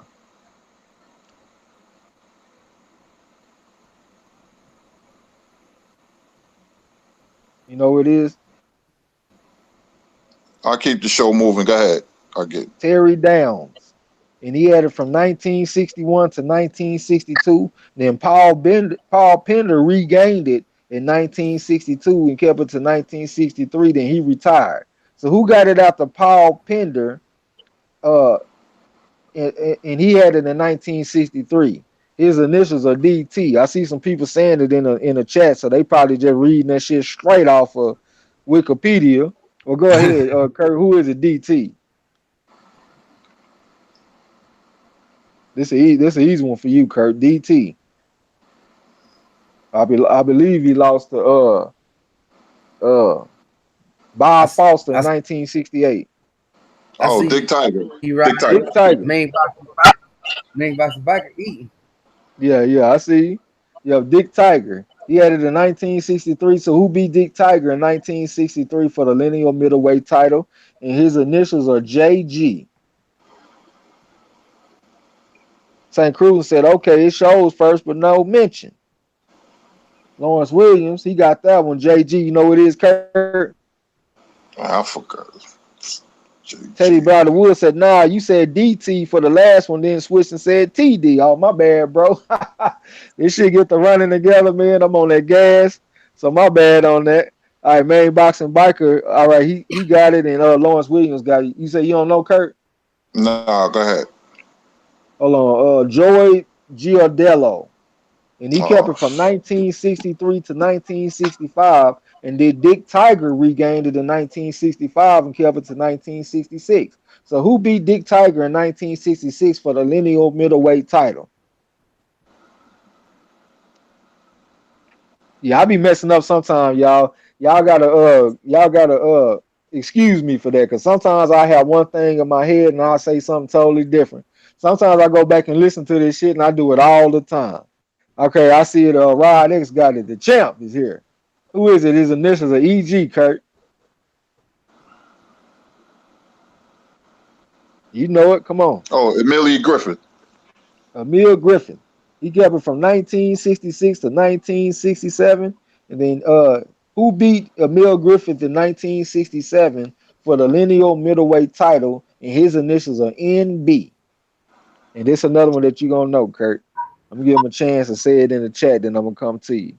Kid Miss, my phone about to die. I'll be back. All right, bro. We'll be here.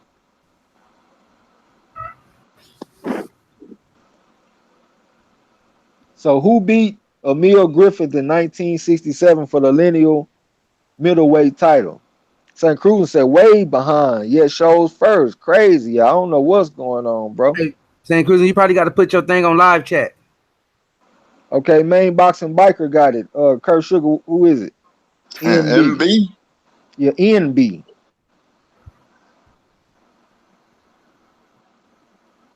NB. You know who it is. I got to keep it going, brothers. Nino Benvenuti. And he had it in 1967, and then Emil Griffith regained it from him in 1967. And then Nino Benvenuti regained it back from him in 1968 and kept it till 1970. So who beat Nino Benvenuti in 1970 for the lineal middleweight title? I shouldn't even give y'all no initials on this one, because I know y'all gonna know. But his initials are CM, and I know you know this one, Kurt, because you done told me Yes, before. sir. So who beat Nino Benvenuti in 1970, y'all? Okay, main boxing biker got it. Who is it, Kurt? Carlos Monzon. Carlos Monzon.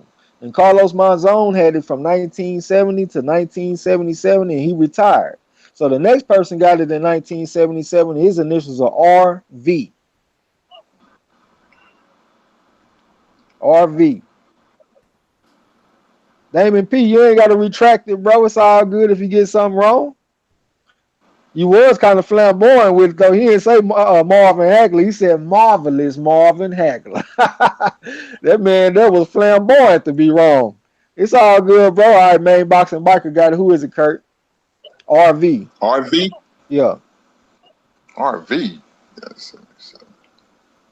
No, RV, brother. Napoleon RV, not D. All right, I see main boxing biker got it. You know what it is, Kurt? No, sir.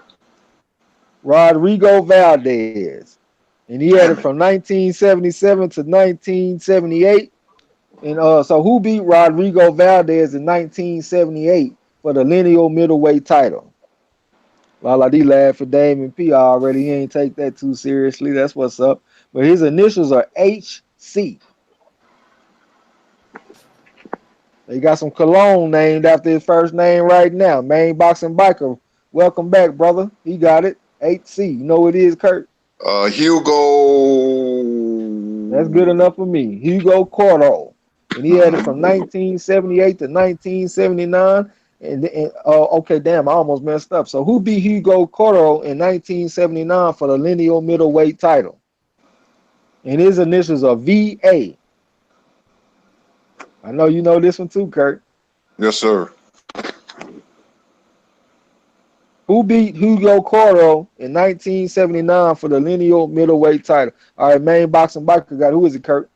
Vito Antifermo. Vito Antifermo. He had it from 1979 to 1980. So who beat Vito Antifermo in 1980 for the lineal middleweight title, and his initials are AM, like the morning time. AM.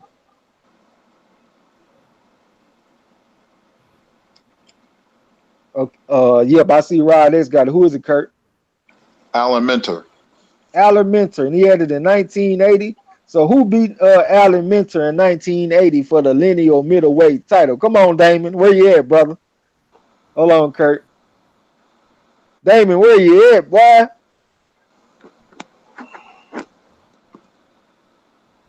All right, Rod X got it. Main boxing biker got it. Who is it, Kurt? The best middleweight ever, Marvin Hagler. You had to slide that in there, huh? Marvelous Marvin Hagler. Hey, do you think? All right, hold on, Kurt. Do you think Marvin Hagler and Carlos Monzon would have been a good fight? Yes, but Marvin would have beat him. Okay, I just asked you that because I Okay. want to break down they numbers for the next show. You know what I'm saying? Oh, okay. Okay, I see my man Gangster Reveling. He said my dude Hagler, yeah, Marshall, yep, agreed. He said he agreed with you, Kurt. He's the best middleweight ever. So Yes, he sir. had it from 1980 to 1987. So who beat Marvin Hagler in 1987 for the lineal middleweight title? And he don't even need no initials. He needs no introduction. You know what I'm saying? Yeah, there we go, Marshall. Who is it, Kurt? Raymond Charles Leonard. The biggest bopper in boxing history, Sugar Ray Leonard. And he kept That's it, messed he up. had it he had it in 1987 and then he vacated. So who was the next person to get it after Sugar Ray Leonard? And I don't even have to tell y'all his initials. Y'all know who it is because y'all big boxing fans. But to somebody like La La D, I give it to y'all. MN is his initials. Xavier said, hold it. When Ray Leonard gave up his title in 87, he only held the WBC belt. Tommy Hearns was the first to pick it up. Michael Nunn never should have been considered lineal. Okay, brother. Don't shoot the messenger, man. I'm just going off what they say on the internet. You know what I'm saying? Okay, Lil 95 got it. Oh, main boxing biker and Rod X got it. Who is it, Kurt? Nino Brown, Michael Nunn. No, okay, my bad. Michael Nunn, 1989 to 1991. So who beat Michael Nunn in 1991 for the lineal middleweight title? And if you don't know, yeah, look at main boxing biker. You already know who is it, Kurt? The best fighter that can fight in the center of the ring, James Lights Out Tony. James Lights Out Tony. And if y'all been on the corner, y'all know that's one of my favorite fighters. Don't even bring up a fight that he ever lost. I don't want to hear that shit. So he had it in 1991 to 1993, and then he vacated. Now, I don't know why, but it's a big ass gap right here. So who was the next person to become the lineal middleweight champion after James Toney? And they got it in 2001, 8 years later. Napoleon Armstrong, he down there killed that motherfucker with that left hook, didn't he, man? Okay, Rod X got it. Who is it, Kurt? Roy Jones. No, well, you know, he never was a lineal. So it was the other one, BH. Oh, Bernard Hopkins. Bernard Hopkins. He had it from 2001 to 2005. So who beat Bernard Hopkins in 2005 for the lineal middleweight title? Lawrence Williams said when James Toney vacated in 93, who was the other two middleweight champions at the time? Shit, I don't know. Don't be having me looking crazy. I run a boxing channel, Lawrence Williams. Don't be asking me no shit like that. In 93. Who beat Bernard Hopkins in 2005 for the lineal middleweight title? I see main boxing biker and the champ Rod X got it. Who you say it is, Curtis? Initial JT. Jermaine Taylor. Lil 95 said he tailor made. And he had it from 2005 to 2007. So who beat Jermaine Taylor in 2007 for the lineal middleweight title? I shouldn't be giving y'all no initials no more either. Who got it after Jermaine Taylor, y'all? I see Marcus Johnson. All right, Rod X, the champ, is here. Who is it, Kurt? Kelly Pavlik. Kelly Pavlik. And he got it from 2007 to 2010. So who beat Kelly Pavlik in 2010 for the lineal middleweight title? Main boxing biker said drunk ass Pavlik. I ain't know he was a drunk. Oh yeah, he's a stone cold alcoholic. Oh, I ain't know they was a stone cold alcoholic. All right, Rod X, the champ, got it. Who is it, Kurt? Bernard Hopkins. Now, actually, it was Sergio Martinez. and he had it from 2010 to 2014. And then who beat Sergio Martinez in 2014 for the lineal middleweight title? I see Marcus Johnson got it. Marshall Simmons, he got it with the Sergio Martinez. All right, the champ got it again. Who is it, Kurt? Miguel Cotto. Miguel Cotto. He had it from 2014 to 2015. So who beat Miguel Cotto in 2015 for the lineal middleweight title? All right, I see it. Who is it, Kurt? Well, Kurt done seemed like he stepped away, so it was Saul Canelo Alvarez. Saul Canelo Alvarez. And that's from 2015 to 2017, and he vacated, and that was the end of the road for their little list. So if y'all know who it is after Canelo, y'all go on ahead and fill me in. You know what I'm saying? But yeah, my boy down there with the Canelo. I ain't even know you knew anything about no boxing, boy. That's what's up. I heard you. I So know I had it. I stepped away for a second. Sorry, fellas. oh, it's cool. It's cool. Oh, good. Yeah, so that's the end on that. You know what I'm saying? Marlo has some little trivia questions and shit he wanted to do with y'all, so we can go ahead and jump on that next. Right. I'm gonna jump right on in it too. All right, what boxer had an amateur record of 94-4? He turned pro in 2012 under Haddon Promotions. He became Northern Ireland's first IBF bantamweight champion in 20 years. He vacated the belt, but is WBA super champ. Who is he? Look at Marshall Simmons talking about Triple G, and I wanted to say something to y'all. Y'all notice we just did the middleweight lineage, and who name was not on there? Triple G, and he supposed to be the best goddamn middleweight in history, ain't he? Little Yee. No, not Little Fanning. G. Chris Not Rainer Con- say Michael Conlon. No, this boxer had an amateur record of 94-4. He turned pro in 2012 under Haddon Promotions. Was it Carl Frampton? Nope. He became Northern Ireland's first IBF bantamweight champion in 20 years. He vacated the belt, but is WBA super champion. Who is he? Lawrence Williams got Lawrence it. Williams say Ryan Burnett. Yep. Ryan All right, Burnett. Lawrence Williams said the lineal middleweight champ is vacated now since he tested positive. Okay. All right. This boxer nickname is the Smooth One. He turned pro in 2014. In 2018, him and his brother became the first ever Australian brothers to simultaneously reign as Commonwealth champions. With a record of 17-0, 14 KOs, who is he?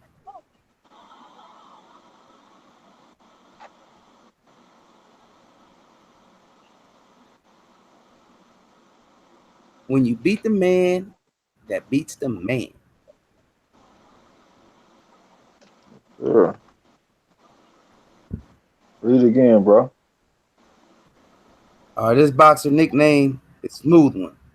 He turned pro in 2014. In 2018, him and his brother became the first ever Australian brothers to simultaneously reign as Commonwealth champions.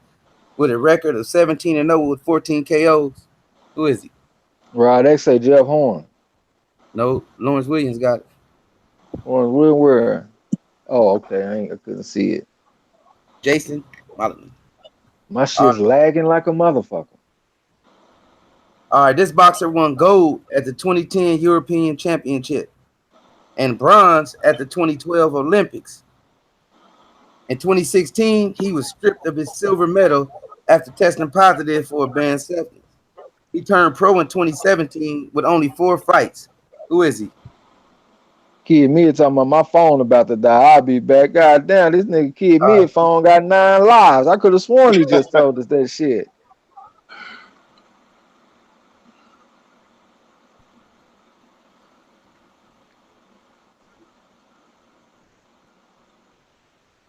Xavier said the current middleweight lineage hasn't been broken.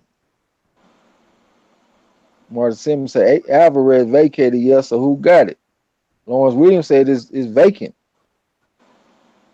The 95 said, how does lineal come back after one vacates, though? I think Kurt Sugar said that the next person who gather them all or some shit, didn't you, Kurt? Yeah, when they split the titles up, if you beat the last dude who was lineage champion, then you become lineage champion. You may not have all the belts, but you beat the man who beat the man. Okay, Xavier say Canelo still fights at middleweight, so how can he not be considered lineal? He still is the man who beat the man, even though he Yep. tested positive, is what he's saying. That And he makes got sense. He been said he's right. Yeah, I see what you're saying, Xavier. I would agree with you. Lawrence Williams, he say a Lilin. I don't know what that is, brother. he got it. That L ain't Got it. supposed. Yeah, but that's who is Mikael Aloy. Oh, a lawyer. Okay. All right, this boxer held the WBA Super and the IBO bantamweight titles between 2014 and 2016. He is a southpaw with a record of 20-1 and 9 KOs, with his only loss coming by a guy whose nickname is Baby Pitt. Who is he?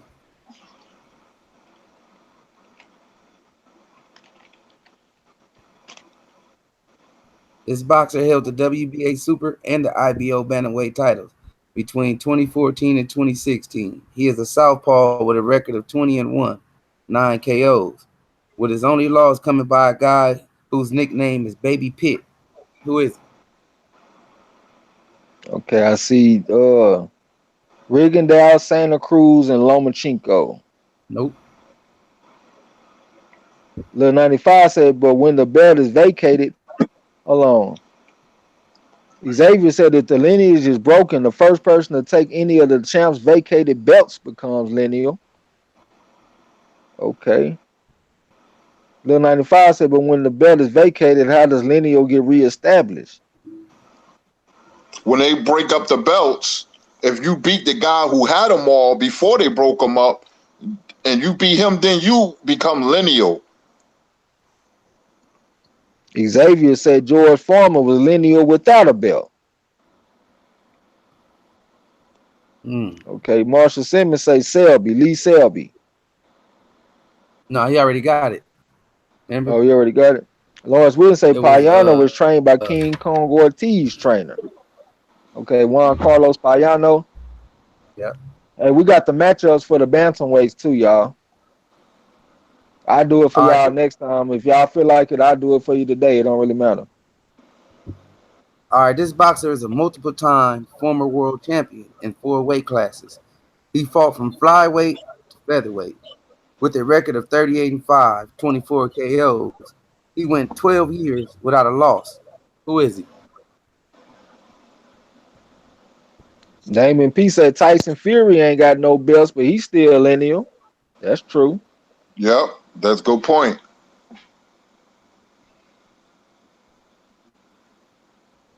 Chris Ray said he pleading the fifth.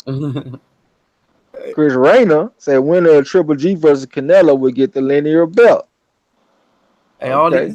all these is Oh bantamweight. man, goddamn! So that means Canelo gotta win. We cannot let Triple G become a lineal middleweight champion. That we'll never hear the end of that shit. Rod Moody Trey would say Pac-Man. They got Donaire. Rod X, Donaire. Rod X, the champ. He beat Lawrence Williams. All right, this boxer nickname is Last Born. He is a southpaw with a record of 27-3, 21 KOs. Trained by a former champion, Biani Bungu, and someone Tete. Who? Tete. Oh, look at you. You didn't even let me. The trainer got you. Yep. Curtis Anderson got it. Tate. But he was trained by his manager he looked up to, who he also claims he got over 400 amateur fights with 3 losses. Tate. Marshall said he guessed and respect to TRAE and Marlo for putting the work in. Hit that like. Appreciate it, man. All that shit y'all been hearing me say today, that was about 6 hours worth of work. So don't think your boy Trey X don't give a damn. We don't come on this bitch and just talk out the side of our neck. A motherfucker got to work hard before we even have a goddamn live stream. Trey and Marlo put in that work. I'm telling y'all, man. Salute to Trey and Marlo. They put in that work. Yeah, salute, fam. Hey, all right, this boxer made his pro debut in 2012. He also fought on Jose Pedraza's undercard and won by a 6-round unanimous decision versus Felipe Rivas. With a record of 18-0 and 12 KOs and an IBF bantamweight champion. Who is he? Xavier said, I believe that if the lineal champ stops fighting at their weight without a major belt, then the first person to win a major world title should become the next champ. Okay. La La D saying, thank you. I already appreciate that. Appreciate it, fam. I'm glad that you appreciate it. David P said, we know you working Marlo, big props. Oh, one thing. Lala, thanks a lot. Lala D. Thanks, sister. Your kindness is much appreciated. Yes, Thanks a lot, sir. Lala D.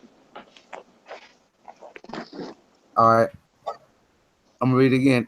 This boxer made his pro debut in 2012. He also fought on Jose Pedraza's undercard and won by a 6-round unanimous decision versus Felipe Rivas. With a record of 18-0, 12 KOs, he is the IBF bantamweight champion. Who is he? Lawrence Williams, Emmanuel Rodriguez. Wild Signal, what's up? I don't know why they ain't got no wrench yet. They done came through and showed love a bunch of times. Fire signal. What's happening, fam? Damon P said, we know you're working Marlo, big props. Oh, Dave, appreciate you, fam. All right, this boxer is a 3-weight champion from light flyweight to bantamweight with a record of 16-0 and 14 KOs.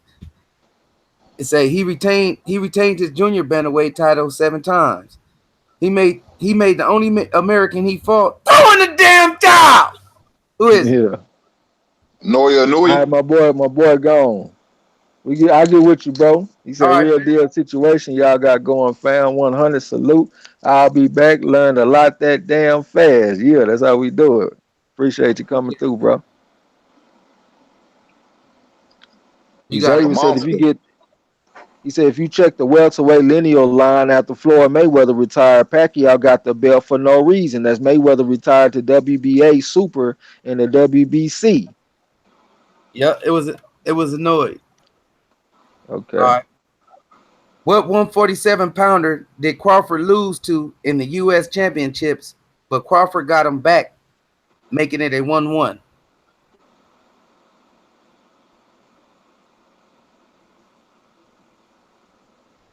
What 147 pounder did Crawford lose to in the USA championships? But Crawford ended up getting him back, making it a 1-1. Yep. Which one? Hey, which one? Rod X? Rod X. Yeah, Rod X got it. And Mike, Rod said he Boxer tooled up already.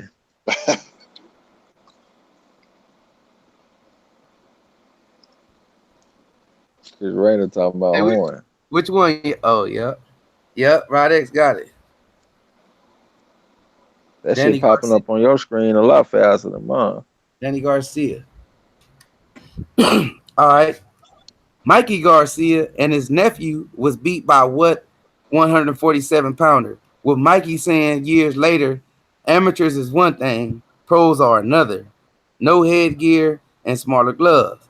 Saying he ran winning 19-11. Xavier said, I do not trust these weirdos on Cyber Boxing Zone. I don't even know what that is, bro. Main boxing biker got it. Terrence Crawford. Crawford. When they get it, you gotta ask Kurt Sugar, bro. Oh shit. My bad. All right. Aaron Pryor had an amateur record of 204, 16 losses, and beat what four division champion with an amateur record of 155-8 for a lightweight Golden Gloves title. Xavier said they gave Azuma Nelson a lineal super featherweight for no reason, too. Look at Rod X. Who you got? Curtis Anderson. Hardest puncher ever, Thomas Hearns. Yep. Mm. All right. Napoleon said that's why Mikey dodging Bud now. He can't whip no bud, bro. All right. Nah, too much, too versatile. Hmm. All right. James Toney, Jose Benavidez, and Peter Quillen, just to name a few, were all trained by who?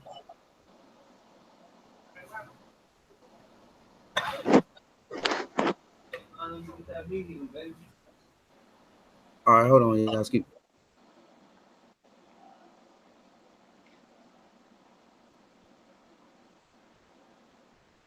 What the hell? That nigga just went on mute. Yeah, I Oh can't wait till shit. that bantamweight tournament start, man. I'm looking forward to that tournament. You got some good matchups early on, man. I can't wait, Trey and chat. Yeah, I got the shit broke down, you know what I'm saying? They done announced the matchups already, you know what I'm saying? It's gonna be Ryan Burnett versus Juan Carlos Payano. No, it ain't. Against Nonito Donaire. Donaire got kind of lucky to get Ryan Burnett early too, Yep. man. Burnett look kind of weak. Uh, I see Naoya Inoue versus Juan Carlos Payano. Mikael Aloyan versus Olane Tete, and Emmanuel Rodriguez versus Jason Maloney. So I already got the shit. I already got them matched up. You know what I'm saying? I saw the video, man. Good breakdown, man. I'm looking forward to Hanoi. He's one of my favorite fighters to watch. All You right. back, Marlo? Yeah, I saw all of them with the roach. I wrote it down. Alexander Povetkin, Michael Moore, and Brandon Rios was all trained by who?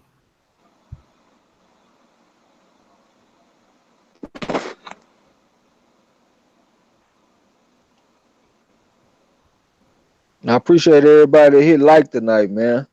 You know the answer to the last one, Kurt? What was the last one again? James Toney, Jose Benavidez, and Peter Quillen, just to name a few, was all trained by who? I'm gonna take a guess. Freddie Roach. Yeah. Alexander Povetkin, Michael Moore, and Brandon Rios trained by who? Teddy Atlas. Damon Yep, Teddy Atlas. Damon P said when the World Boxing Super Series started. I don't know the exact date. I Shit, heard somebody I tell heard me. late September. That's what I heard. Okay, that ain't too far away. Goddamn Steelers be back, goddamn. Yeah.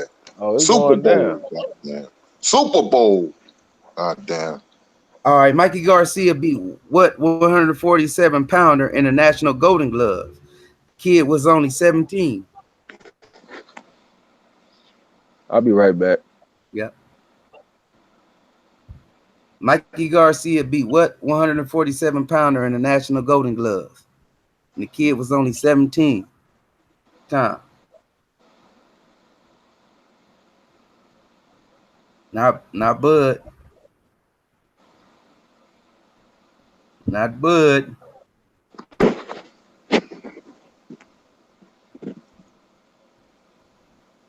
All right, Moody Trayweather. Not Spinks. Uh, I took power pellets for my shoulder. My shoulder is good right now. No surgery.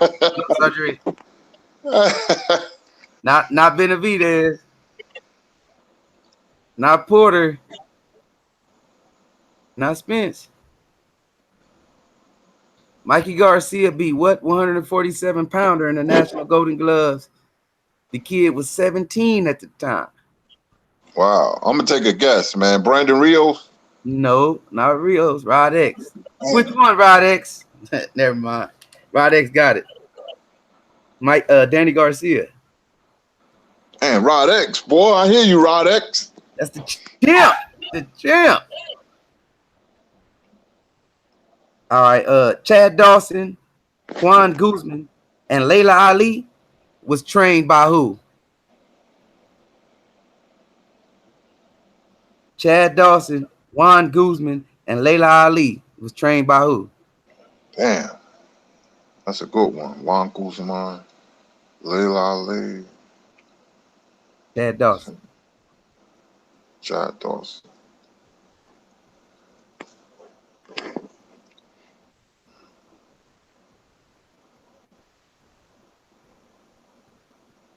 Damon P.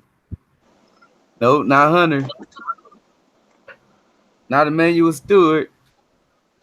Brian Clark in the building. What's good, fam? Peace, Ryan Clark. Oh, look. It ain't Uncle Roger.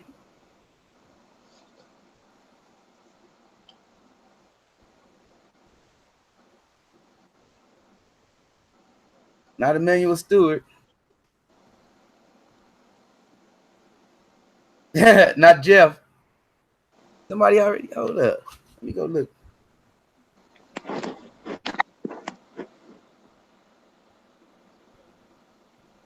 No, I see Jeff. I see Uncle Roger. Not Ann Wolf. Let me get that Theo or that uncle.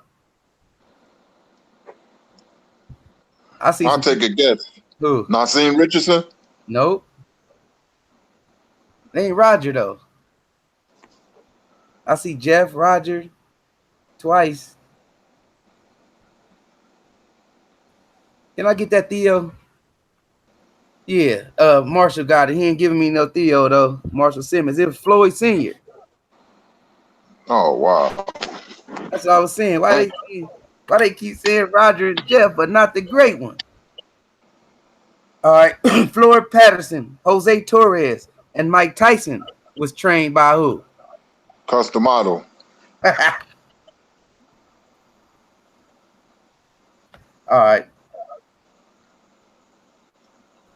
Who was the last fighter to hold the lineal title at bantamweight, and it's been vacant ever since 1987?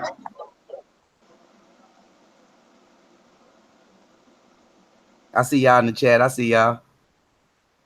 Y'all know we had to throw the trainers up in there. Who was the last fighter to hold the lineal title at bantamweight, and it's been vacant ever since 1987? 501 in the building. What's happening, fam?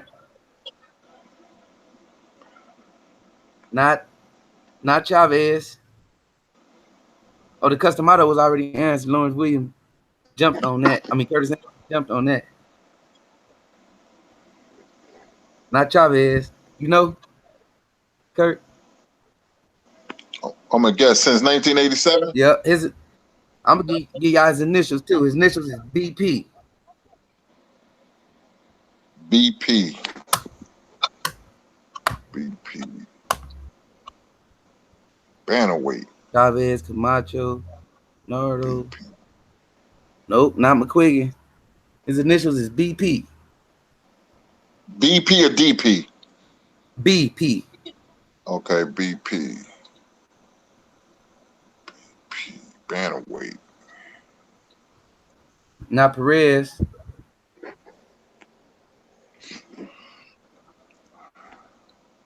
BP. Let me get that Xavier ain't giving up no Theos. Good one, Xavier. BP. BP. Bantamweight. Let me get that Theo, Kurt. Oh, man, I don't want to give it up, but we got to keep the show moving. All right, I get it. Bernardo Pinago. All right. How many fighters have held the lineal title at super bantamweight? It ain't no big list. That's why I chose this question. How many fighters have held the lineal title at super bantamweight?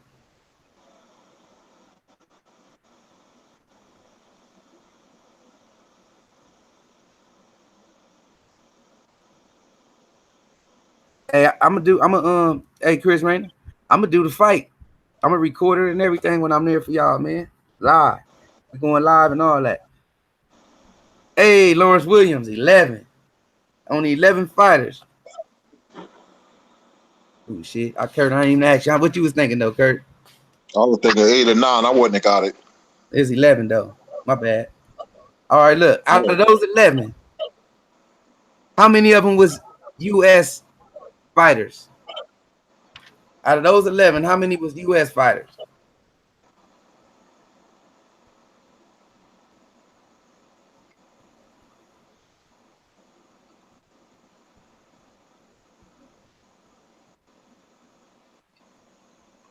Lawrence. Oh, Xavier beat you too, Lawrence Williams. How many you say, bro? 0. No, 2.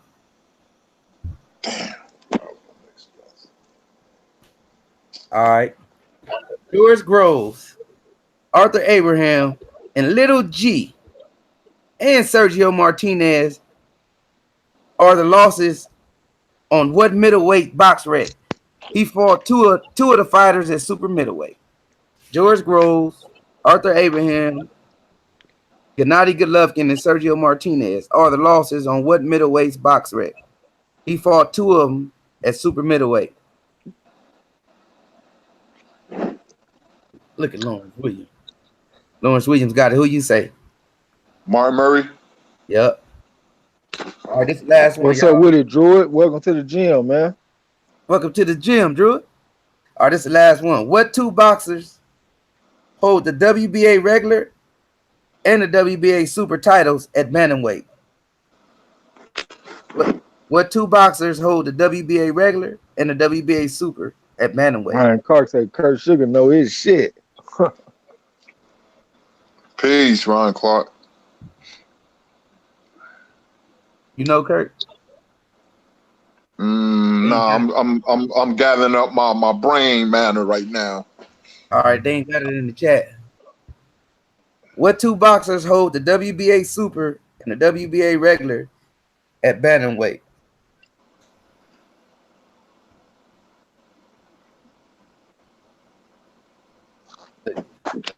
Lawrence Williams got it. Who you say? Anoy and Rodriguez.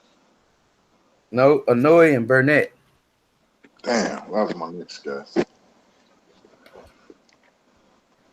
That was All the right, last. all right, that was his last one. I did a couple of fantasy breakdowns today. I wanted to get y'all opinion on it and hear what Kurt Sugar thought about them. Y'all might think these some weak ass matchups because every time I think I got some good matchups, they be weak to y'all. So today I looked at Billy Conn versus Archie Moore, Joe Gans versus Julio Cesar Chavez, and Sugar Ray Robinson versus Sugar Ray Leonard. Wow. And that was a bunch of goddamn fights too, y'all. So shit, your boy TRAE give a damn because I sat down and went through all of that shit. Now look, Billy Conn was 64 and 11 and 1 with only 15 knockouts though. Archie Moore, he was 186, 23 and 10 according to BoxRec with 132 knockouts. Both of them listed at light heavyweight. Billy Conn was 6'1.5" with a 72.5-inch reach. Archie Moore was 5'11" with a 75.5-inch reach. Both of them were orthodox. Now Billy Conn's opponents were 2,469, 755, and 255 draws for a 71% win percentage. That's good for that time period that they fought in and for the amount of opponents he had because he had 76 fights. Archie Moore, his opponents were 7,668, Incredible. 2,475, and 673 for a 71% win percentage. Archie Moore's opponents had over 10,000 fights. Damn. So y'all tell me who y'all would take out of Billy Conn versus Archie Moore. We start with you, Kurt. That's a tremendous matchup, man. I never thought about that matchup. Billy Conn had a lot of rhythmic and perpetual motion like a black fighter. Go look at the 1941 epic battle between Billy Conn and Joe Louis. He was beating the brakes off Joe Louis. But he said this quote is a famous quote. What's the sense of being Irish? He said you're making me laugh, TRAE. What's the sense of being stupid if you can't be Irish? Something like that. A lot of Irish. What's the sense of being Irish if you can't be stupid? Right. Sorry about that. Yeah, a lot of Irish people get. But let me go back on track. Billy Conn will be outpointing Archie Moore. Archie Moore will catch up to him and knock him out. Archie Moore was a tremendous puncher, tremendous brutal puncher at that at that weight. I like Archie Moore by 14 round TKO over Billy Khan. Man, Boxing Biker said he gone. All right, brother. Peace, fam. Peace. I take Archie too. You got Archie. Well, I broke this fight down, y'all, because y'all know Billy Khan is one of my favorite fighters. That motherfucker drop a 5-6 pound combination on your ass like it wasn't nothing. Had them combination going off on your ass like 4th of July. You know what I'm saying? But I got a lot of respect for Archie Moore, man. Out of all the historical fighters, I probably watched him the most. And I was just so fascinated by his style, like his pull counters and his defense and everything that he did, his punching power. He could hit you with one shot and drop you. So I would have to probably give the edge to Archie Moore. Napoleon said, "All right, Kurt Sugar, how far are you from Stuyvesant Avenue? Stuyvesant Avenue. That's Stuyvesant. I'm like about Stuyvesant. 10 minutes away. About 10 minutes. Okay, Rod X had more KOs Khan in 14 rounds. Damien P said he got Archie Moore. What's up, Tarkus Box? What's going down, bro? Building. Yeah, Lawrence Williams say Khan would box well in the beginning, but Moore would catch him in the late rounds and stop him 13th round knockout. And Yes, sir, Tarkus Box Lawrence say Williams. salute to the corner. I'm late, but I had to stop through and show some love. It goes down on the corner. Yes, sir. That's Appreciate what's it. up. So the next fight I looked at was Joe Gans versus Julio Cesar Chavez, and I must admit that I was surprised when I looked at these numbers. Joe Gans was 145, 10, and 16 with 100 knockouts. Big L in the building. Julio Ce- What's up Big with it? L, what's up, bro? Big Julio LP, bro. Cesar Julio Cesar Chavez was 107, 6 and 2 with 85 knockouts. Joe Gans is listed as a lightweight. Chavez is listed at 140.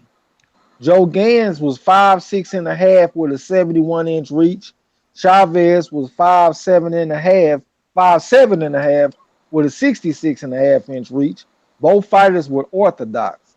And we kind of got kind of crazy for me. What I wasn't expecting is Joe Gans, his opponents were 3,704, 1,267, and 1,567. I never saw so many draws. And for a Sheesh. 57% win percentage. Julio Cesar Chavez was surprisingly 2,695, 579, and 81 for an 80% win percentage in a career that was 115 fights. I thought his shit would be way lower since he was in Mexico fighting all them cab drivers supposedly. But if you look at his numbers, they ain't really that bad. So y'all tell me who y'all would take out of Joe Gans versus Julio Cesar Chavez. We start with you, Well, Kurt. Joe Gans was a boxer, puncher, boxer. He was a great fighter. Julio Cesar Chavez from Mexico. I've been looking at him since he beat Martinez for his first world title.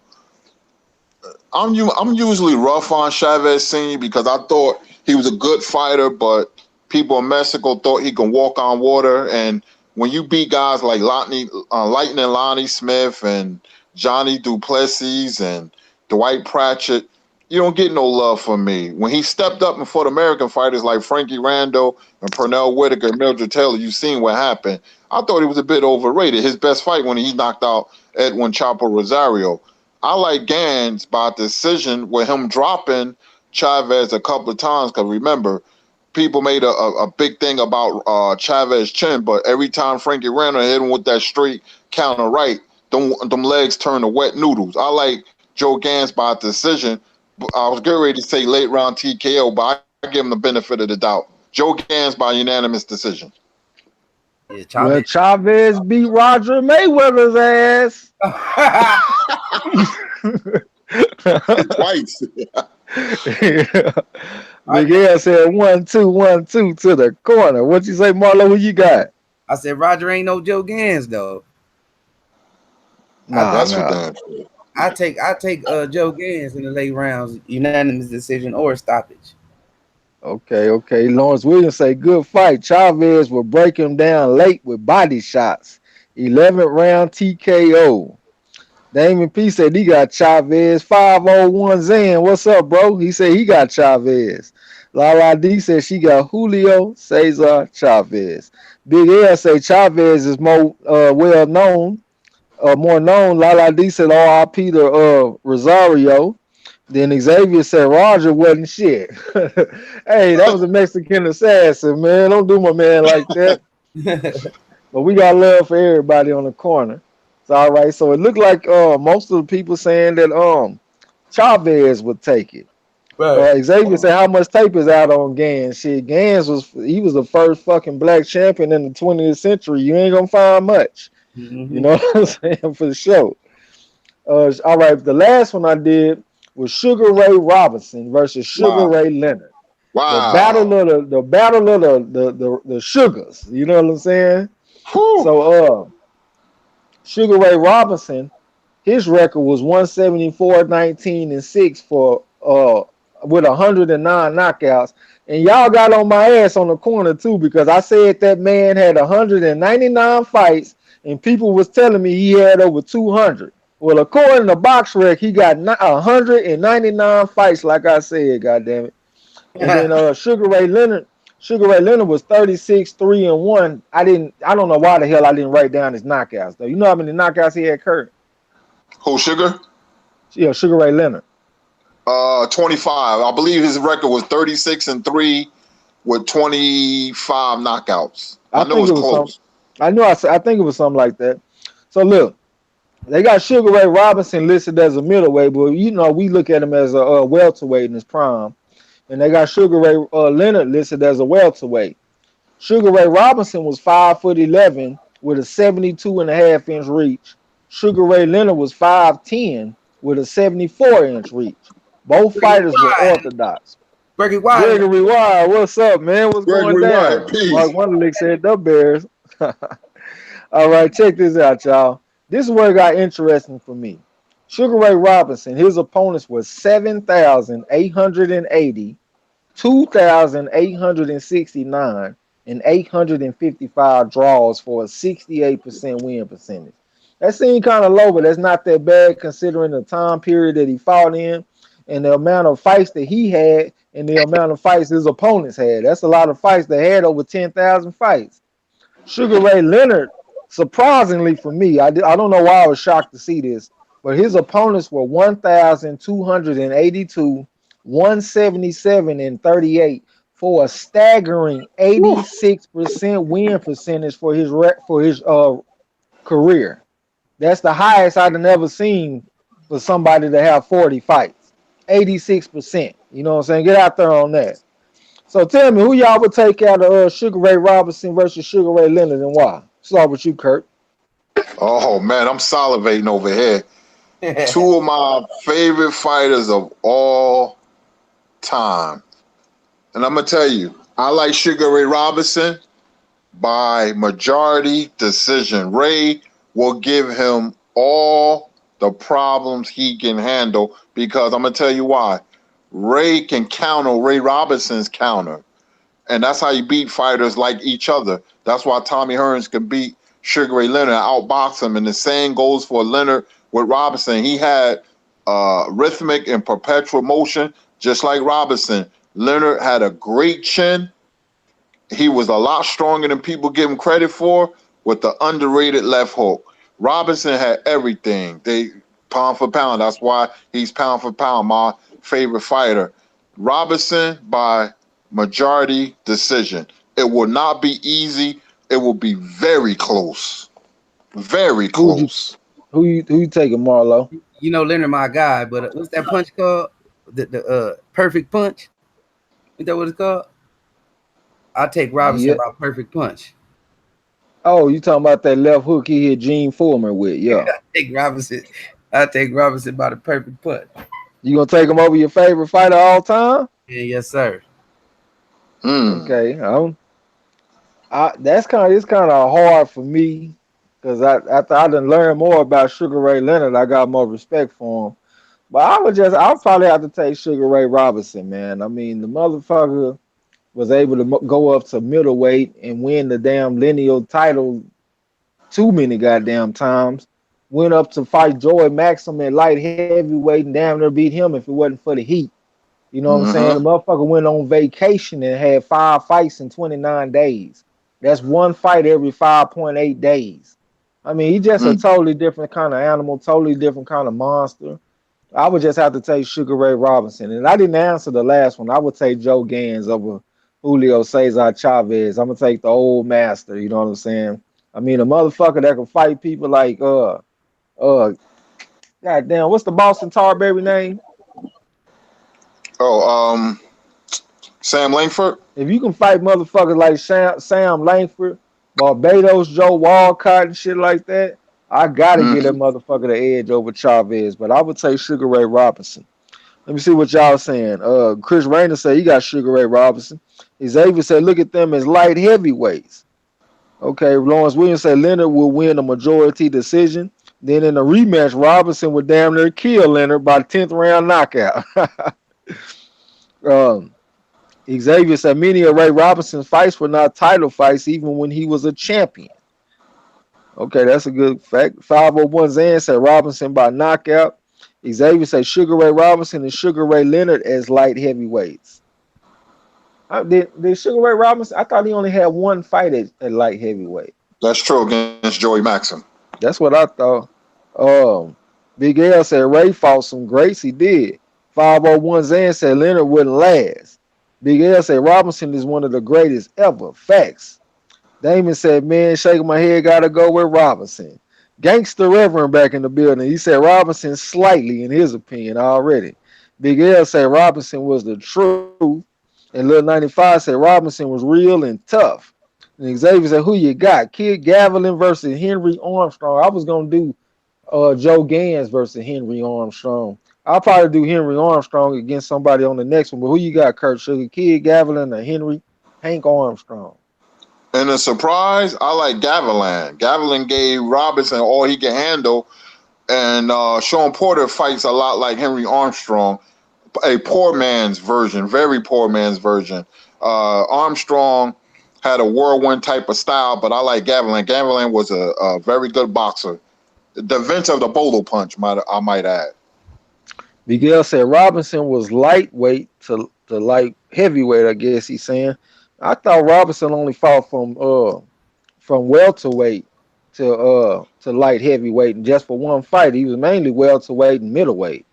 That's correct. As an amateur, he started fighting at 126 and then lightweight, and as pro, he fought from welterweight to light heavyweight. And a lot of people don't know this. Real quick, Ray Robinson beat the hell out of Willie Pep in the amateurs. Go ahead, Trey. Well, I ain't know that. And he was also 85-0 as an amateur. He was a motherfucking With 40 monster. knockouts in the first round. Yep. 40 first round knockouts. Yep, I forgot about that one. Good one, Kurt. So that's all I got on the classic matchup, well, the fantasy matchups, Wow. y'all. So Good fights. we'll slide into the Ask Kurt Sugar. You know what I'm saying? So y'all got any questions for Kurt Sugar, y'all go ahead and let us have them. And the Kurt Sugar will answer your questions. And you can ask a question about anything. It ain't just got to be boxing because Kurt Sugar know everything. You know what I'm saying? So questions for Kurt Sugar, y'all.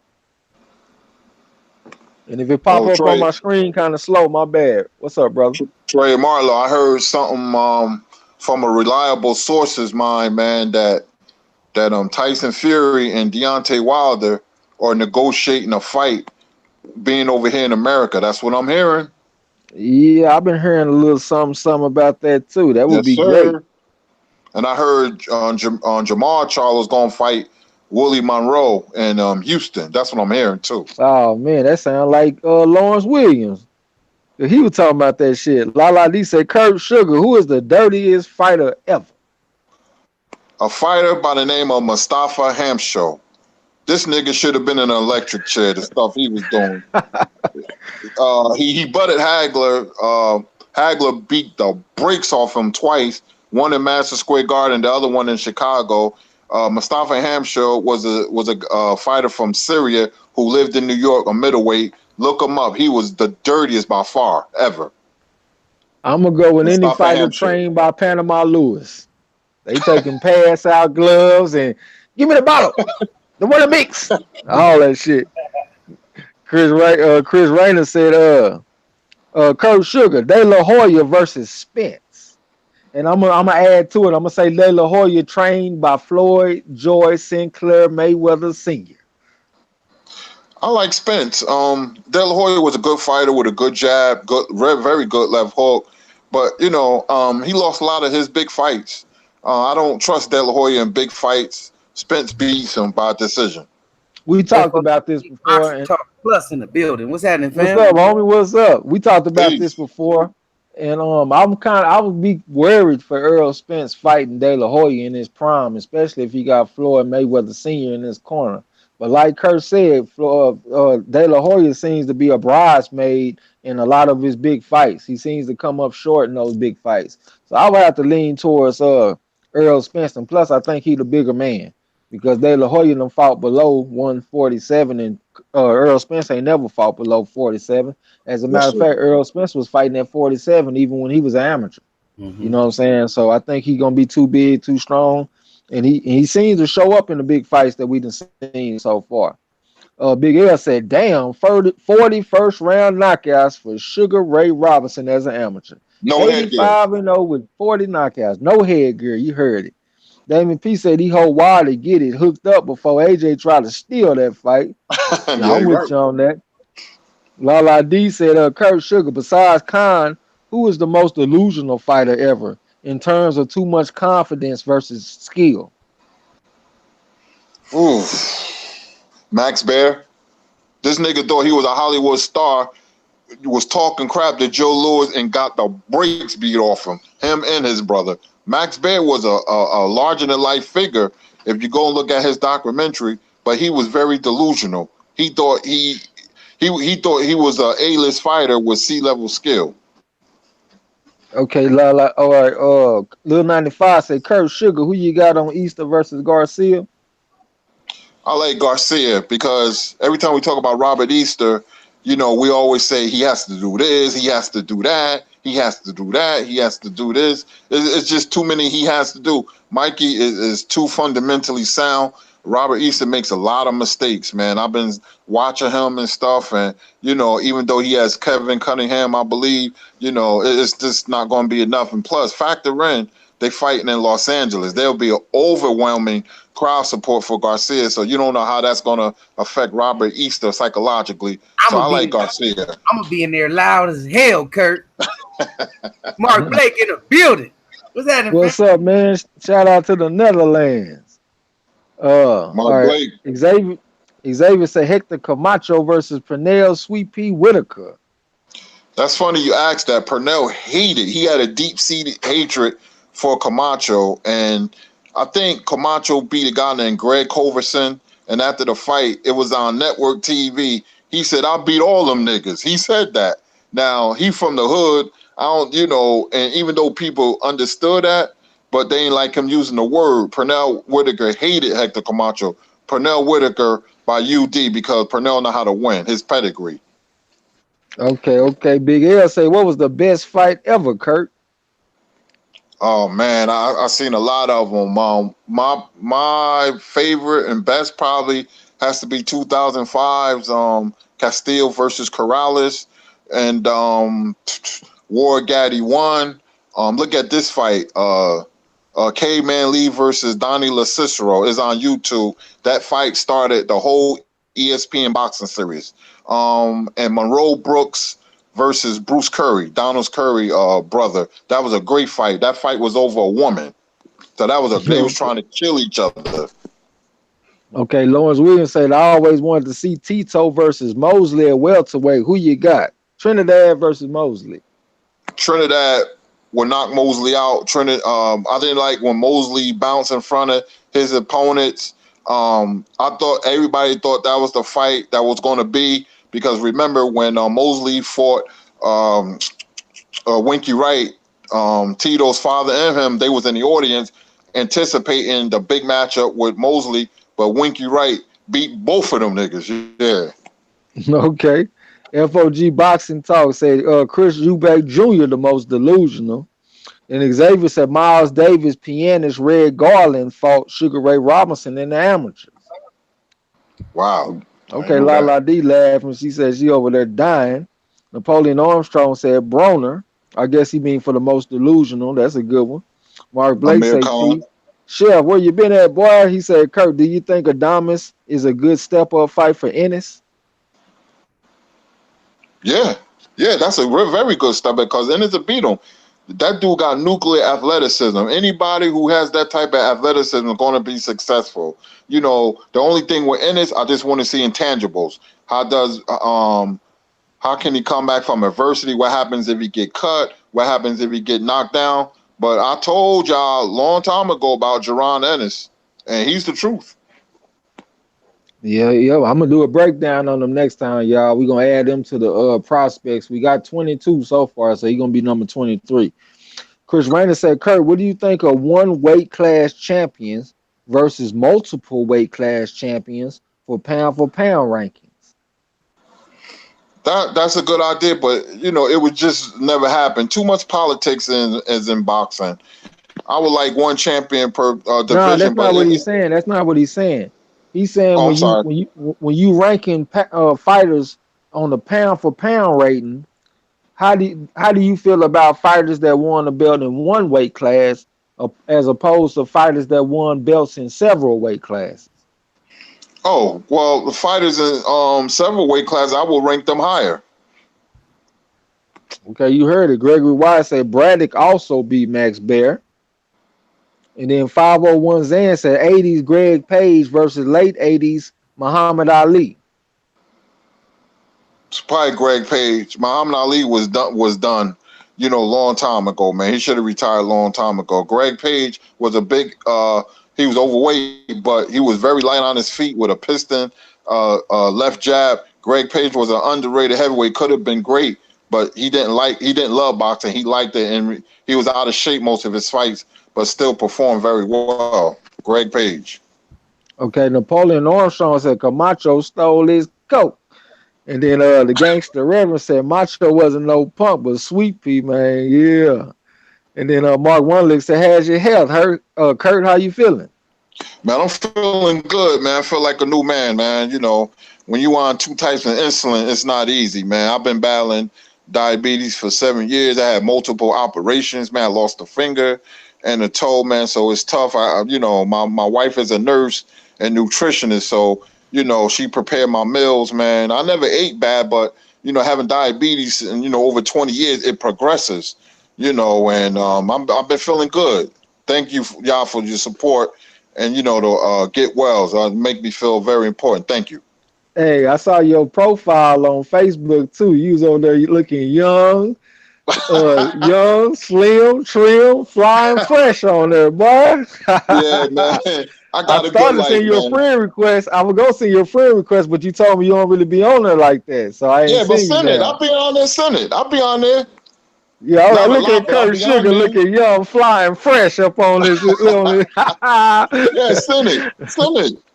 I bet I got you. That's why Lawrence everybody in the Williams. chat. If you got a Facebook, Lawrence Williams, Lala, everybody in the chat, you know, hit me up on Facebook. Okay, okay. Uh, Lawrence Williams, the matchmaker extraordinaire. He say Buddy McGirt versus Andre Berto, the HBO version. Buddy McGirt will beat the brakes off Andre Berto because Buddy McGirt beat a very good fighter, Simon Brown. Simon Brown was a very good fighter who knocked out Terry Norris. Buddy McGirt gave Pernell Whitaker hell twice. Buddy McGirt was a very good fighter, very underrated, man. And I don't like Andre Berto, how he just falls apart mentally. I don't like fighters Mhm. like that, you know. So I'll take Buddy McGirt by TKO, 10 or 11 rounds. Every night before the sun go down, Buddy McGirt will whoop his ass all through the jungle town. Damon P said Ward Gotti wasn't no joke. You ain't lying. My boy said he Woo. over there laughing. La La D said Kurt Sugar. Any referees right now in the past that you absolutely hate, make you not even want to watch the fight? Well, the only I'm gonna one throw that mine in I there. I throw Jay Nady in there off the top of my head because whenever that motherfucker, whenever he referee a fight, it just seemed like he made himself too much of a part of the fight. You know what I'm saying? That's just me And on my opinion. What you think, Kurt? and that's not good. A good referee, um, a good referee will stay out the way, and he won't make himself part of the fight. But Richard Steele, that call against Taylor Chavez, this is going back. Really Taylor was never the same. All that hard work for nothing, man. 2 seconds left in the fight and he stops it. A referee, is going to make mistakes. They could stop it one punch too late or one punch too early. It's part of the game, unfortunately. But it had to be Richard Steele. Okay, okay. Lala D laughing talking about over a woman. She probably know too. Lala D probably done had whole neighborhoods fighting over her. A woman that likes sports, that's cool and down to earth and shit. Yeah, I know they And be fighting culture. like a motherfucker over Lala. Huh? Yeah, Napoleon Armstrong said Felix a bouncer too. And Xavier say Tony Tucker versus Leon Spinks. Oh, Tony Tucker. He's another one. Tony Tucker was a big heavyweight, very athletic, but didn't train hard. He gave Mike Tyson fits. He hurt Mike Tyson with an uppercut, and he won the first 4 rounds against Mike, but faded. And also Tony Tucker knocked out Buster Douglas. So Tucker was a good heavyweight. But them heavyweights like Pinklin Thomas, Tucker, Greg Page, Tim Witherspoon in the '80s. I did the series. I know them well. They was out of shape, man. Party and cocaine was big in the '80s. Ask Michael Doak. So, that's how that go. Okay, Marshall Simmons said he agreed. He think Eubank Jr. is the most delusional. Haplotype, who's the better middleweight, Nat Langum or Jack Dempsey non-Parel? He just learned about Jack Dempsey non-Parel today, didn't he? Who you asking me? Yeah. Didn't you just learn about Jack Dempsey non-Parel today? Yep. Yeah, he just learned about them today, Haplotype. You don't went too far back, brother. He said Yeah. both Hall of Famers. Yeah, we learned that Jack Dempsey non-Parel was the first middleweight champion in history. You know who Nat Langum is, Kurt? Nope. MBT Okay, we in the gonna. building. What's happening, fam? It was that NBT. What's up, bro? What's going down? I like to say her too. Mark Wonley said fireworks going all over here. Pioneer Day. Okay. Lala D said, how well will Mayweather beat Pac now if he starts training, or do you think Pacquiao beat him? Mayweather, because Pacquiao doesn't have the boxing IQ to solve the Rubik's Cube style of Mayweather. Mayweather got like a Rubik's Cube high boxing IQ. He wouldn't know what to do. The fight wouldn't be that good either because Mayweather would do just enough to win. So I wouldn't want to see that fight. I really wouldn't. Okay, my man, he's the gangster Reverend. He say black seed oil, Kurt, may help you out. Black seed Oh, oil. yeah. I take that. I take what's that? Vinegar. I take The all that. apple, My wife prepares apple vinegar, apple the cider apple vinegar. My cider wife, vinegar. Yeah. yes, because my wife is a Roman therapist, so she does all that, and a dash of cinnamon too. It regulates my Okay. sugar level. Yes, sir. Okay. Thank you. Lala D said, "Oh shit, sorry," and we up here making extra toe jokes. I guess Nah, she's saying because you had that surgery. nah, it's good. Lala, it's good. Okay. 501 Zan said heavyweight Roy Jones versus Deontay Wilder. Deontay Wilder. Bomb Okay. squad. Yeah. Xavier says Shannon the Cannon Briggs versus Luis Ortiz. Mm. The Ortiz that fought Brian Jennings will beat Briggs. The one that beat Jennings. I don't know about the one Okay. now because he's a lot older and he's inactive. And he just got the Metamucil knocked out his goddamn body. That too. Napoleon Armstrong said Vince Petway or Nigel Benn. That's a good fight. That's a good fight. I like Ben, but that'll be bombs away. Vincent Petway was a big puncher from Port Arthur, Texas, knocked out Simon Brown viciously, and Nigel Benn was a big puncher who knocked out Iran Barkley in the first round. I'll take Ben. Okay, Lala D says she hate that. Xavier said Wilder by guillotine. Big L said, okay, bro, keep fighting, Kurt. Yo, we Yes, gonna sir. fight. Yes, sir. Gregory Wise said Lawrence Cole is a shit referee. And then Marshall Simmons said, wow, Kurt Sugar, I didn't know it was like that. I thought type 2 maybe. One of my life mentors going through those complications. Respect to you for being on it. Hey, chat, that's really commendable.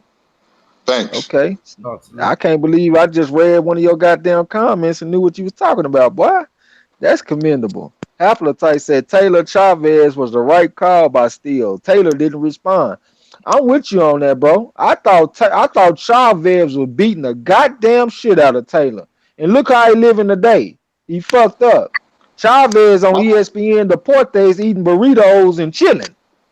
So shit. I Hey, thought Taylor nodded his head a little bit when Steele asked him that. Taylor fought the wrong fight because you could see the punishment growing. I was telling my friends, we had a house full of people that night over my house, and I was like, I don't think Taylor gonna make it. And he didn't. He fought the wrong fight. He was getting hit with tail end punches, and I blame Lou Duva because Lou Duva told him at the end of the 11th round, the 12th round, you need this round. He told him that all you had to do is dance away. Then use the ring and stay away from Chavez. Chavez can't beat nobody with lateral movement, and he fought the wrong fight.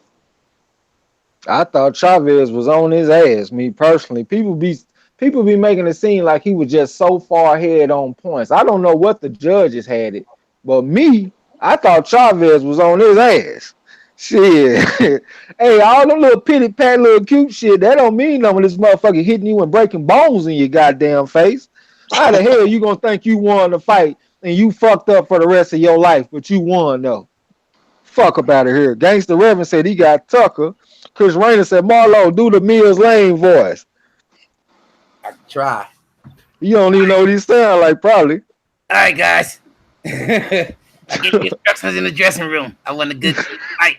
No hitting below the belt. Let's get it on. Oh, Yeah, Trey. Dark Truth, what's up, bro? Hold on, let me see. Hold on. All right, hold on. Ryan Clark. Who wins? Tyson versus Holyfield in 91. If he doesn't get locked up, he got prime Tyson. I'll intercept that and I'll answer for Kurt. He taking Holyfield. He think Holyfield would have whooped Tyson anytime, right, Kurt?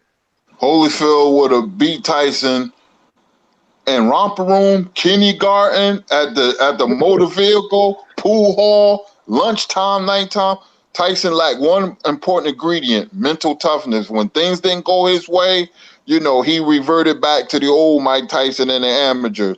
Holyfield biggest asset was his mental toughness. He can get knocked down. Look at round 10 against Bo, even though he lost the fight. That just goes to show you that's his whole career. Holyfield was a great fighter. Tyson could never beat Holyfield. Kyle Harrison in Okay. the building. What's happening, fam? What's up with it, man? MBT say, what's the motherfucking deal? And then NBT, Xavier said Vitaly Klitschko versus Mike Tyson. Tyson, because Klitschko will move, but Tyson will get inside and break him down to the body. So I like Tyson by knockout. Okay, Marshall Simmons said, was it Tucker, the one who refused to fight Mike Tyson after a few rounds? No, well, Tyson won the decision, but he had Kevin Rooney in his corner, who made the adjustment for Mike. Mike lost the first 4 rounds and got hurt in the first round with a Tucker uppercut. But Tucker just stopped fighting. But Tyson came on like gangbusters and won a unanimous decision. Okay, Haplotype said Nat Langdon was before Dempsey. Well, according to Google, Dempsey, I ain't even see no Langdon on the damn list, if I ain't mistaken. I see non-Pereal Dempsey, then Bob Fitzsimmons, Tommy Ryan, Stanley Ketchel, and the list goes on. I don't even see no Langdon on the list, bro. If you talking about middleweights. Yeah. Good night, bro. Have a good day at work too, man. All right, brother. Yeah, Peace, if you bro. talking about middleweights, but I know you know your shit, bro. Ryan Clark say cinnamon good as well. Yeah, I have heard that about cinnamon. For naturally lowering your blood sugar and stuff. Yes, Rod sir. X said he got Ortiz. La La D laughing. La La D said, has anyone heard from Lamont Peterson? Will he fight again?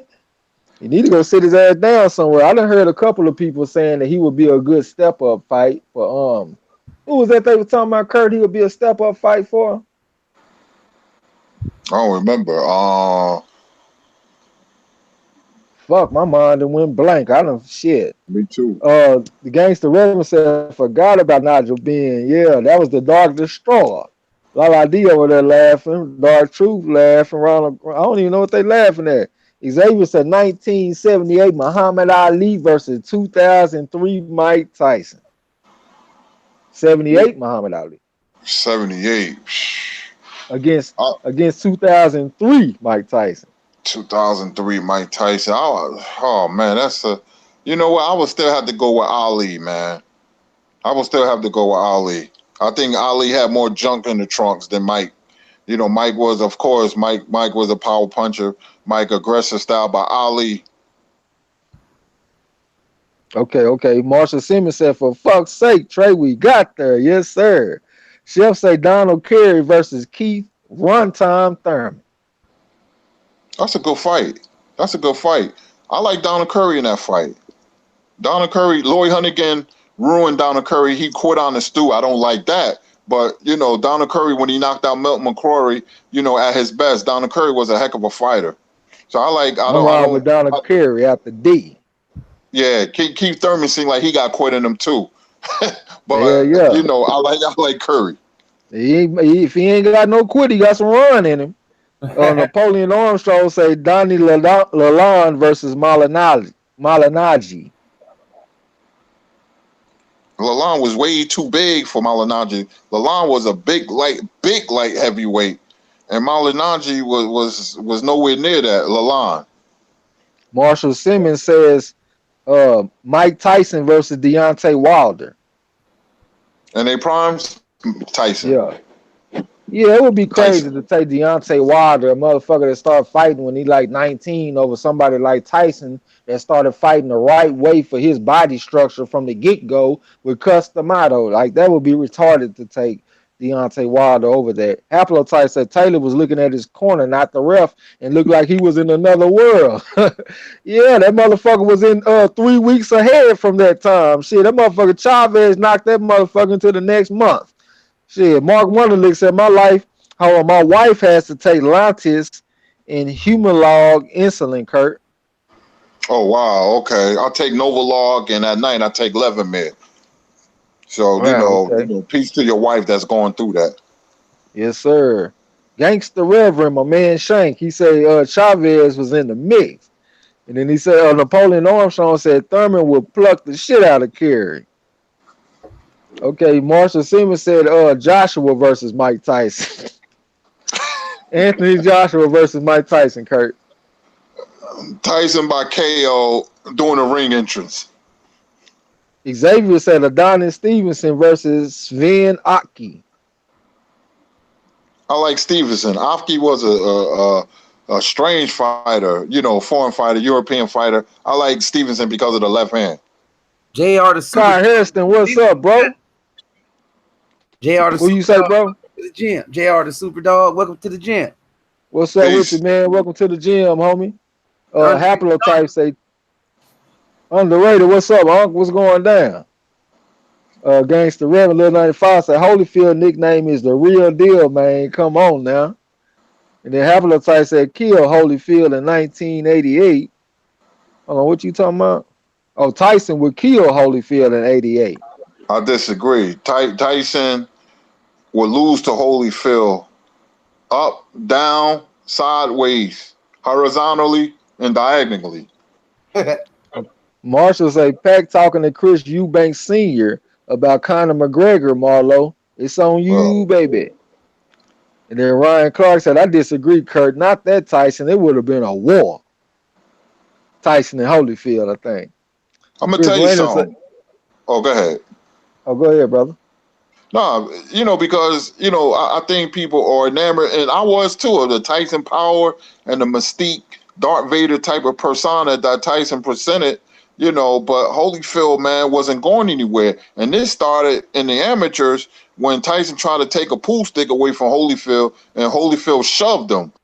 And I think that did something to Tyson, because Tyson came in there and was punking everybody except Evander, and that would have showed. It would have showed in the fight, no matter what year they fought. Holyfield wasn't going nowhere, because in the first fight, Tyson did hurt Holyfield with an uppercut, and Holyfield just shook it off.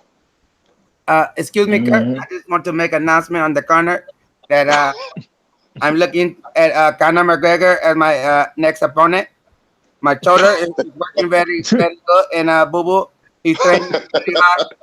I run the extra miles, and Conor McGregor, I'm gonna, I'm gonna give you a piece of these power pellets. Uh, my shoulder is unbelievable. Yeah. Sounds Chris just like Raymond said he like your goddamn Mills Lane. He said you should add that to the voices that you use. Yeah, Marlo got that raspy ass voice like Mills Lane. Lil 95 said Tyson wouldn't kill Holyfield with a loaded AK. We'll later. Uh Come on, if you don't show me something, I'm gonna stop this fight, kid. Mark Blake said he off to work. All right, bro. Lawrence Williams said ask Kurt Sugar which Olympic team was better, 76 or 84. ooh, that's a good question, Lawrence Williams. 76 by a hair. But if somebody say 84, I can't argue with him, man. Holyfield and Taylor and Purnell, and you had Leonard and Howard Davis Jr. and the Spinks brothers. I like 76 Olympic team. A little bit better. Okay. Lawrence Williams, we got to get you up here for the next one too, bro. I told you that shit last time. And then when I tried to ask you to send the link, you ducked up out of here, man. Don't duck me, son. Hey, MVP is no longer Bob Arum is no longer my promoter. It's no longer his decision to make it my fights. Me and Conor McGregor, I'm going to show him my shoulder. Yeah. 501 say 90s Tyson versus Anthony Joshua. That's another massacre. I answer that for him. Yep. Bill 95 said, what does non-pareil mean? I don't know if shit if Gregory Wise still in here, ask him. Gregory Wise, what does non-pareil mean? We don't know what that shit mean. Haplotype said Langham was before Dempsey Google. Well shit, that's where I got my stuff from, bro. I don't even have Langham on the list. On that shit that I was looking at, I didn't see no Langham on there. Am I tripping? Did I say Langham earlier? I I don't don't remember think you I saw. I'm saying. looking right now. I don't see no Langham on there. The first champion in 1884 was non-Pareil Dempsey, according to Wikipedia. So maybe you know more than me, my brother, but I just got it from Wikipedia. Xavier said Floyd Mayweather Jr. versus Vernon Forrest. I answered that. He ain't taking nobody over Floyd Mayweather at 147 except for Sugar Ray Robinson, Sugar Ray Leonard, and it seemed like it might have been one more person. But Tommy Hearns. that was it. And Tommy Hearns. Them the only people that he Excellent. taking over. Yeah, them the only people he taking over Floyd, bro. Don't even ask him nobody else. The He King ain't Diaz. taking Joe Gans, none of that shit. What's up, man? What's happening, fam? Napoleon Armstrong said Peterson not garbage. He beat the shit out of Garcia. Then Kyle Harrison said Peterson versus Crawford would be a good fight. I don't know about right now. Crawford would probably whoop his ass. Who you'll take out of Crawford and Peterson right now, Kurt? Crawford, man. Crawford is a very special fighter. Lamont Peterson is a good fighter. He's a blue collar, bring your lunch bucket type of fighter. He's just not good enough to beat people like Spence and Crawford, the elite, man. I mean, I think this fight with Spence ruined him, man. He might be a gatekeeper, sad to say, man. I just wish him get a couple of big paydays or whatever and retire right off to the sunset. He's the quintessential overachiever. Okay, Rod X, he was paying attention, talking about Ennis, and Lawrence Williams said he the one that said Peterson would be a good step up fight for Ennis. Okay, as soon as you said that shit clicked into place. You're right about that. Marshall Simmons says sometimes the records aren't always exact or perfect. Even BoxRec wrong a lot. Yep, that's true. I done seen some inaccuracies or some inconsistencies with BoxRec and other sources that I was looking at. You know what I'm saying? Rod X said Ali, boom by yeah. MBT Boxing said MARLO'S corner. I'm heading to the gym now. Okay. Ron Clark said Nigel Ben duck Sugar Ray. Fuck Nigel Ben. Okay. Haplotype say 88 Tyson beats any heavyweight. I don't know, man. You got to be mentally tough though, brother.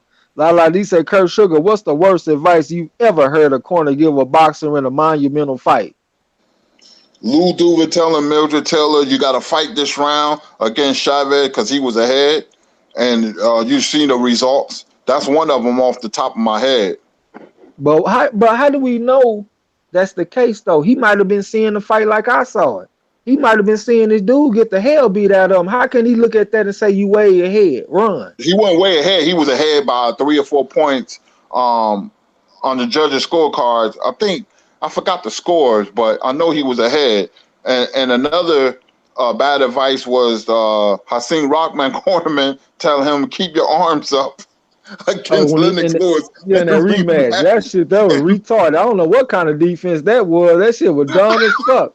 I still be wondering what was that man doing, man. And Lennox Lewis went around his arms and knocked him out brutally. Yeah. JR the Superdog said Ben ducks all the way out the division. And Xavier said Prime Ali beats any version of Tyson. Yep. Kid Mid said I've been gone for a minute, but I'm back. Underrated said my nephews panel in the chat. Napoleon Armstrong said Taylor cornermen were climbing in the ring. That's what he was looking at. Oh yeah. I thought I heard something about that. I also heard that he might have been looking at Lou Duva or some shit that was getting his attention. Marshall Simmons said, for fuck's sakes, I did it for the reaction, Tyson versus AJ. You got it. Okay, Chris Rainer said, all right, La D laughing. MBT said, Marlowe's corner. Yeah, man. And then La D said, Curtis a comedian tonight. Man. The gangster Reverend said Tyson couldn't handle a pair of hands. Yeah, when you fight back, he usually lost. Yep. Chef say one more. Iran Barkley versus Jamal Charlo. I'm taking Charlo. Who you got? Charlo, the better boxer. Iran was a brute, strong, good hard puncher, but if you box him, you beat him. That motherfucker James Toney had that motherfucker looking like a gargoyle or something after they fought. Hold on. Marshall Simmons say Marshall Ernest Simmons against Ricky Hatton. Hatton's hand behind his back. How many times did I connect? In 2004. I hope you can whoop a motherfucker with his hands tied behind his back, Marshall.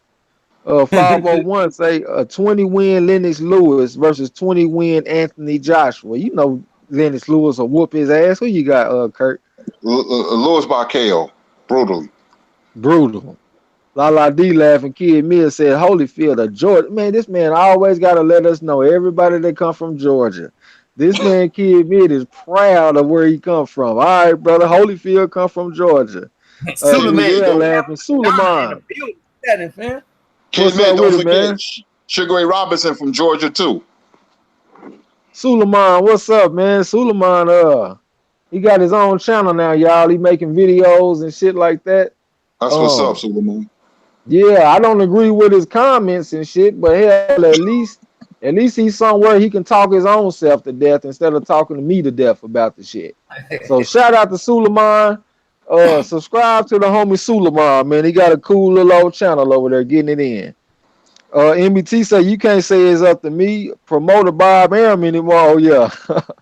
La D. Okay. Napoleon said Holyfield is number one. Always will be.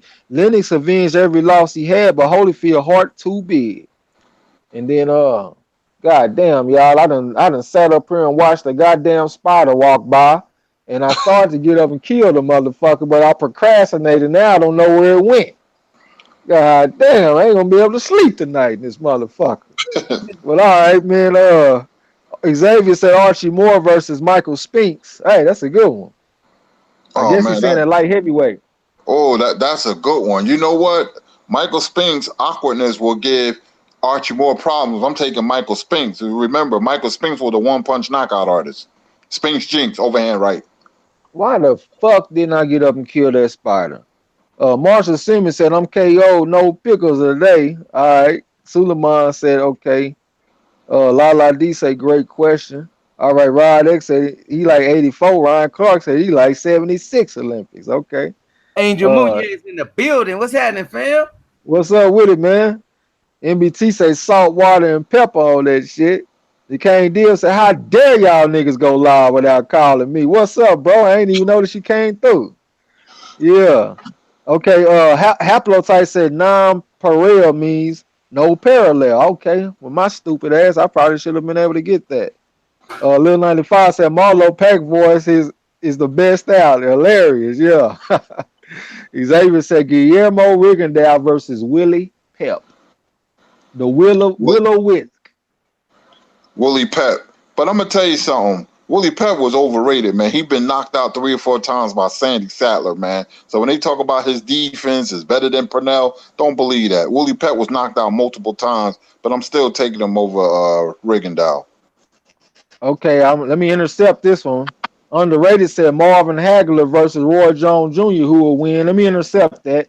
He taking Marvin Hagler over any middleweight in history.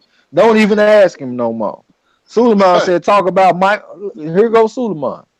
Suleiman say talk about Mile High Mike Alvarado as a potential opponent for Pacquiao. Go Oh ahead, my Kurt. goodness. That would be a disaster, man. I would lose all kind of respect for Manny Pacquiao, man. If that's not cherry picking, I don't know what is. This man is a human punching bag. You can throw a beer bottle in the ring and it will still hit Alvarado. You know, so he's one of the worst defensive fighters I've seen in a long time. No way, no how. Okay, the opponent Please don't also let it said happen. Marlo. What he said, Marlo, what's up with the Tony or Holyfield impression? Nah, we ain't doing no James Tony impressions. We ain't doing none of that shit. So I'll go ahead and end that right now. LT La La D said it means having no match. Looked it up. What'd you say, bro? LT Green in the building. What's happening, Phil? LT Green, where you been at, boy? Square Peace. business. Kid Mid said, Chris, that fool was drunk. When he lose, he gonna owe Trey X and Marlo. Yeah, we want that. We want our money too. Tell that motherfucker to drop it off. And that motherfucker gonna make me tell him I want my shit in Bitcoin.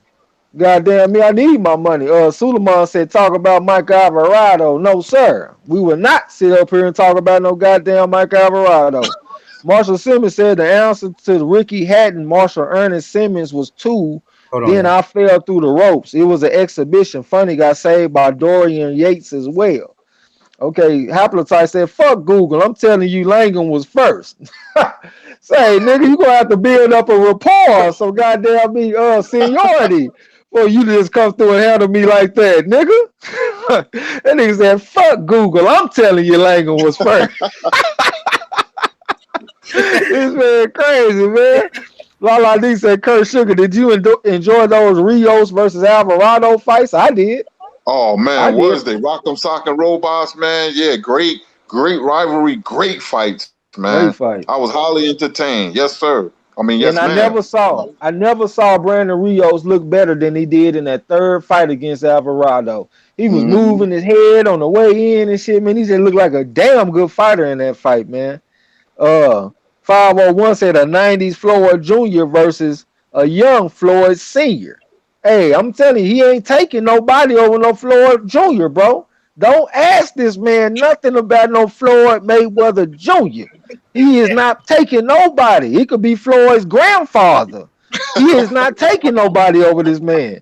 Give me and say, Kurt Sugar, how you think Ortiz gonna come back from that wild ass whooping? And hold on, I gotta say this. Marlo has coined that fight the Metamucil Massacre. Because he was on his knees with all that Metamucil just falling out his goddamn mouth like a water fountain. So who you Like taking out of Ortiz? How you think Ortiz gonna come back, Kurt?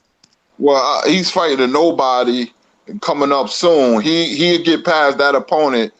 But when I get a certain feeling by the fighter, man, and it's not good, I'm not Nostradamus or Niggerdamus, but you know, I'm usually right. I think the inactivity and the punishment, and he's older than what he said he is, like Sonny Liston. I think as soon as he fight a heavyweight in the top 10, he's going to lose via upset.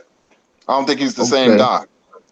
Okay, the professor, Gregory White, he said non-pareil equals without equal. Okay. Kid Mid said he said, I'm with fuck Nigel being his bitch ass lost. G-Man got robbed. All right, all right. Suleiman said, great fight, Chavez versus Taylor. You damn sure right about that. Underrated said Felix Trinidad versus Sugar Ray Leonard, who will win, Kurt.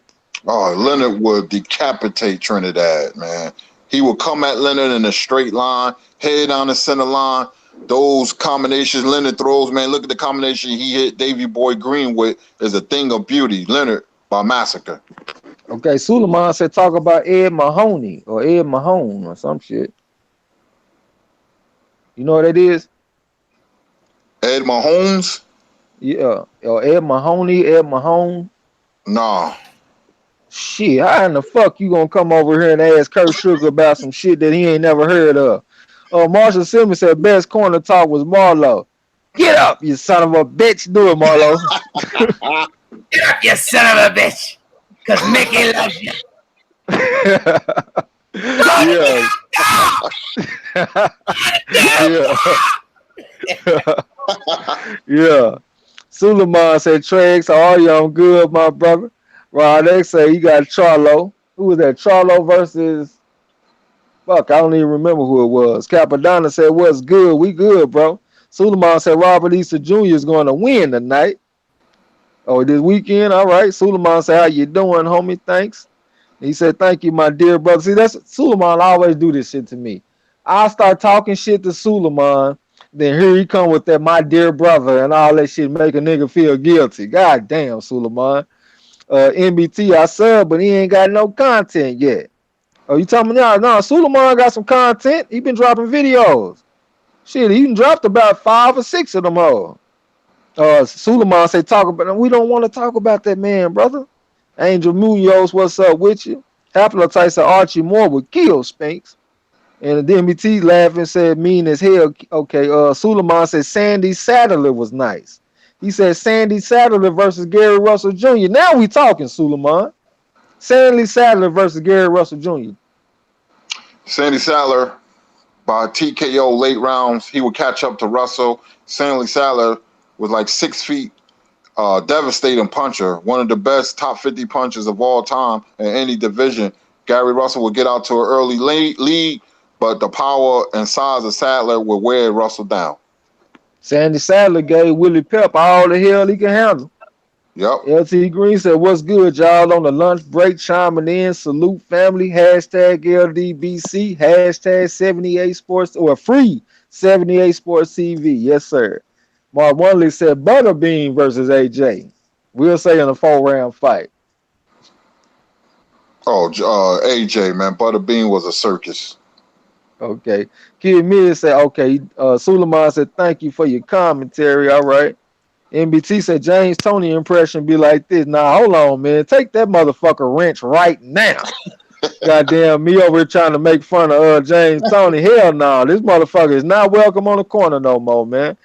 Suleiman said, Marlo, do an impression of Freddie Roach.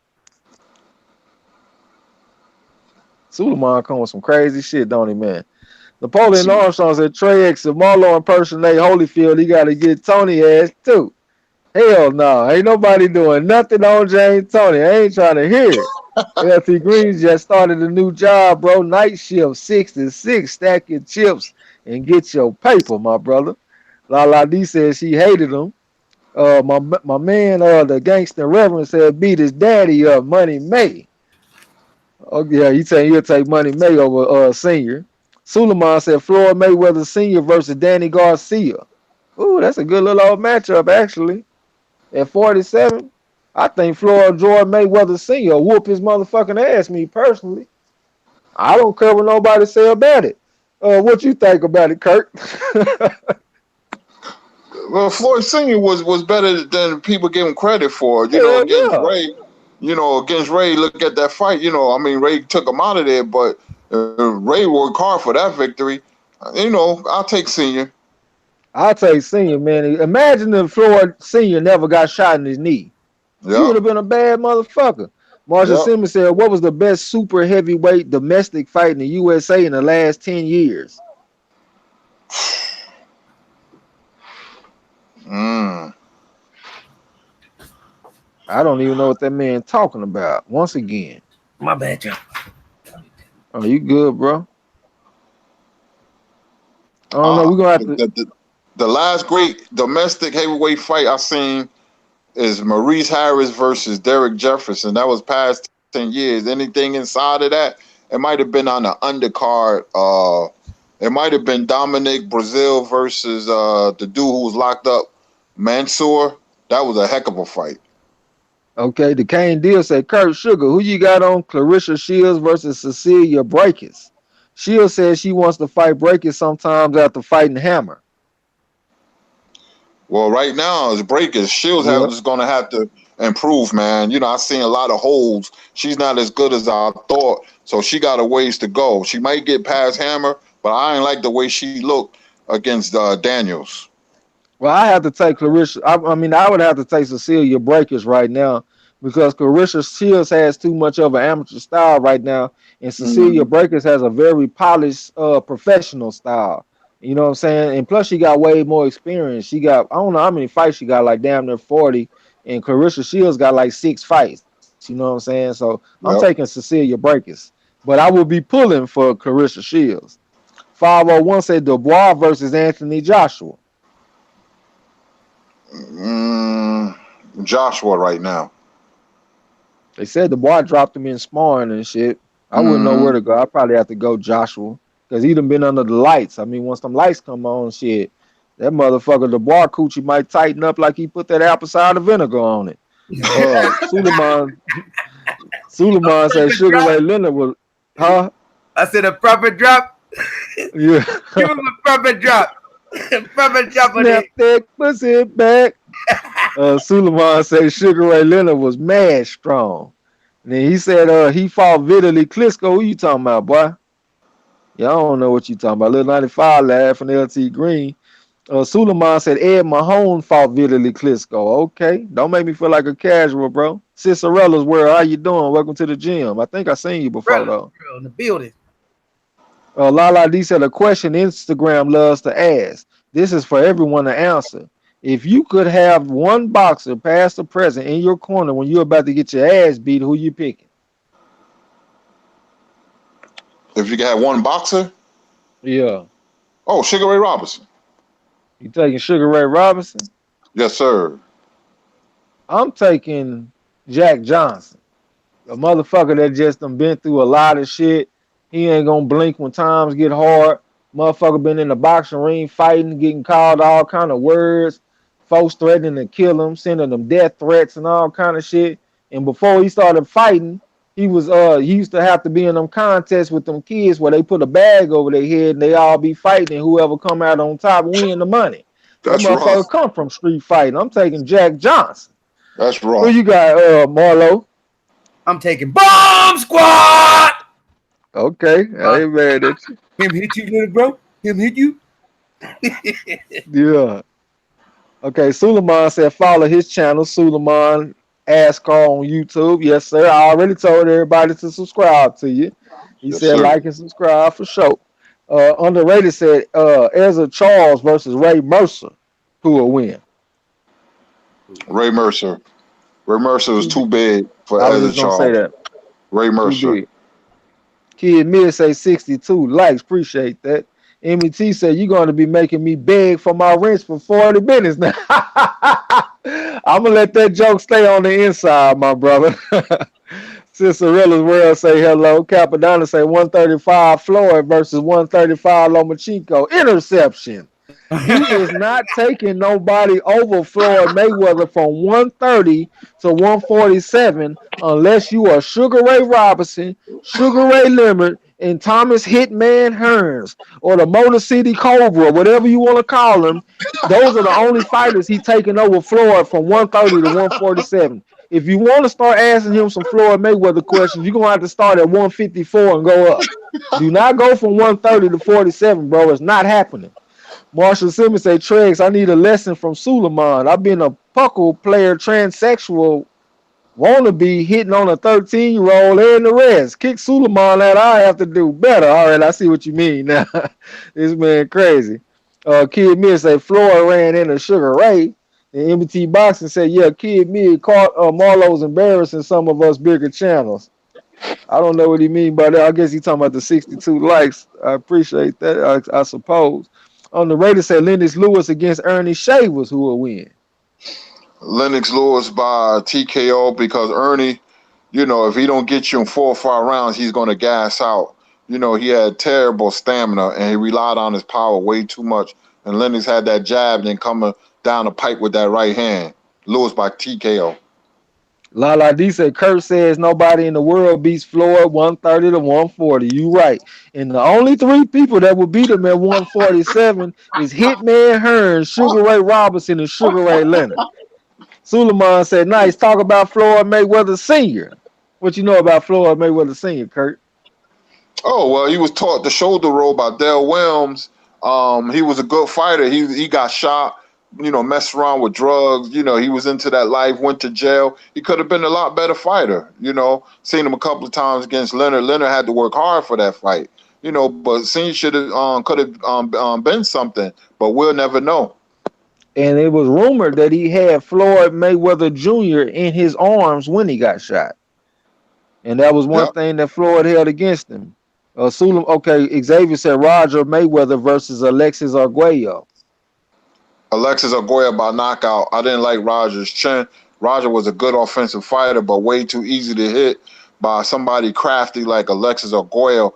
He had a beautiful right hand down the pipe. The explosive thin man by TKO 7 rounds.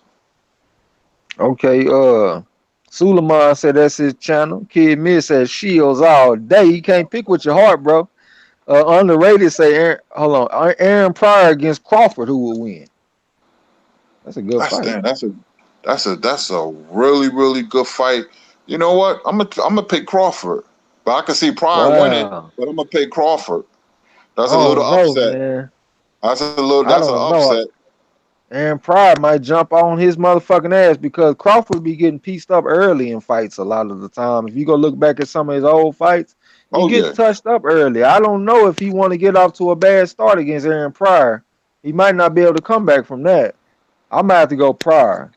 I'm Suleiman a said Amir. Go ahead, okay. brother. Okay, bro. Suleiman said Amir Mansour versus Dominic Brazil was a nice fight. That's the one where Brazil got his jaw broke. No, Mansour got his jaw broke. Kid Mid said, I got my money on Shields. And Suleiman said, like and subscribe. If you talking about for me, appreciate it. Well, for us, the corner, appreciate that. Kid Mid said, I got Dubois. You ain't taking AJ over nobody, nigga.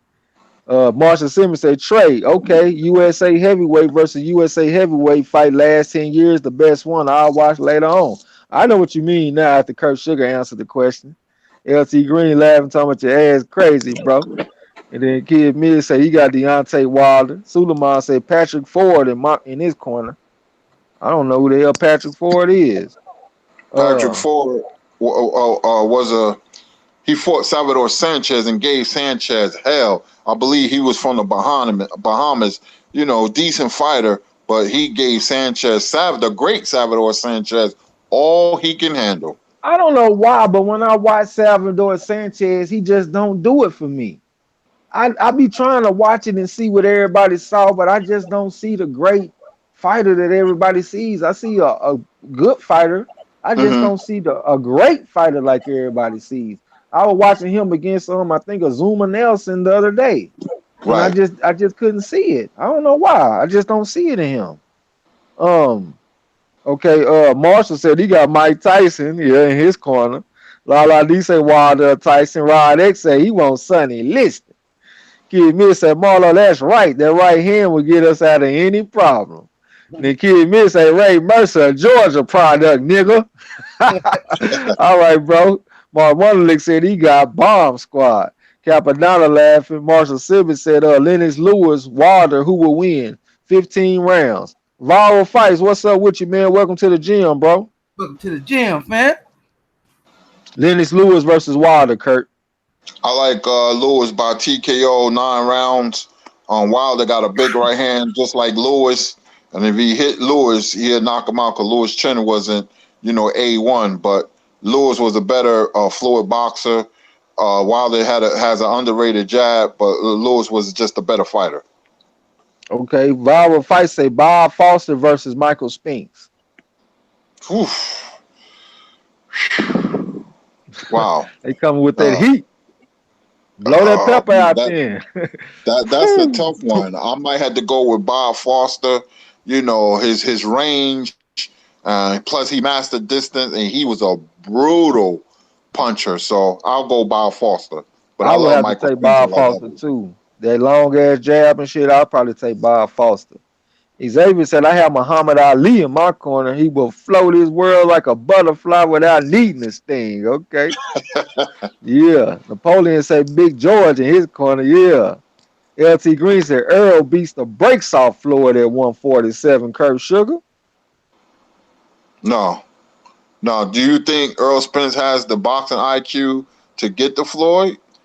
You know, I mean, Floyd has a special intangible. He just know how to win. He'll figure you out. Floyd is the master at take and neutralizing your offense. He would neutralize Spence. He knows Spence will want to go to the body. Floyd is not going to be there to be hit. Hey, Kurt.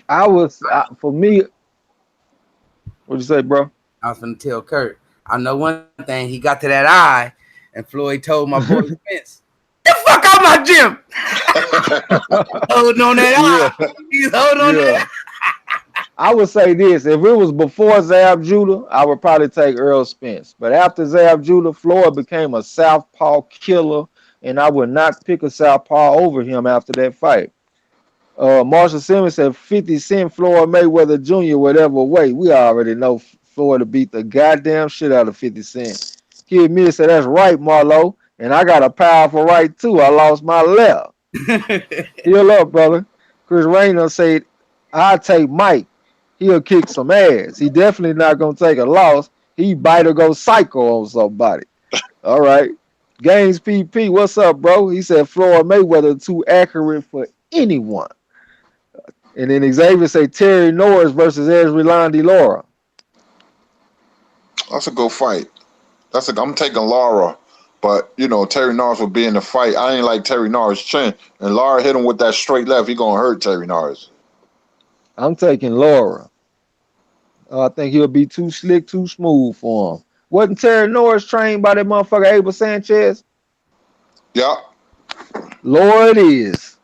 501 Zen said 154 Floyd Mayweather Jr. versus Roy Jones. He got at 154. He gotta pick this one.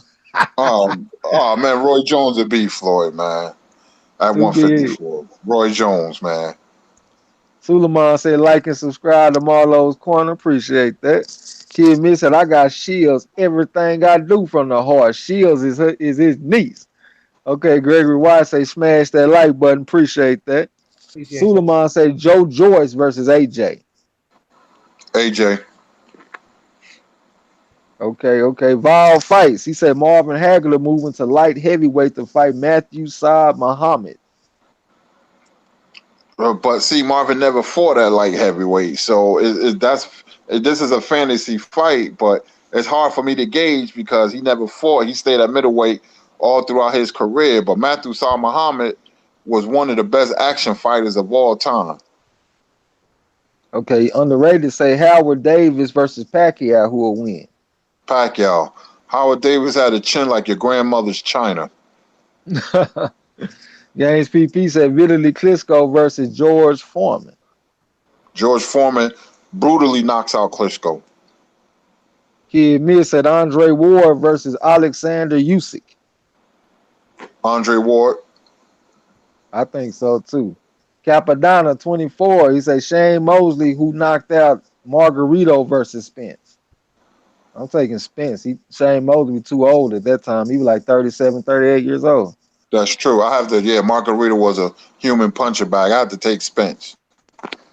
Xavier say Sonny Liston versus Rocky Marciano. I'm taking Sonny Liston because that motherfucker Rocky Marciano didn't want no smoke with Sonny Liston, and that came from Kurt Sugar.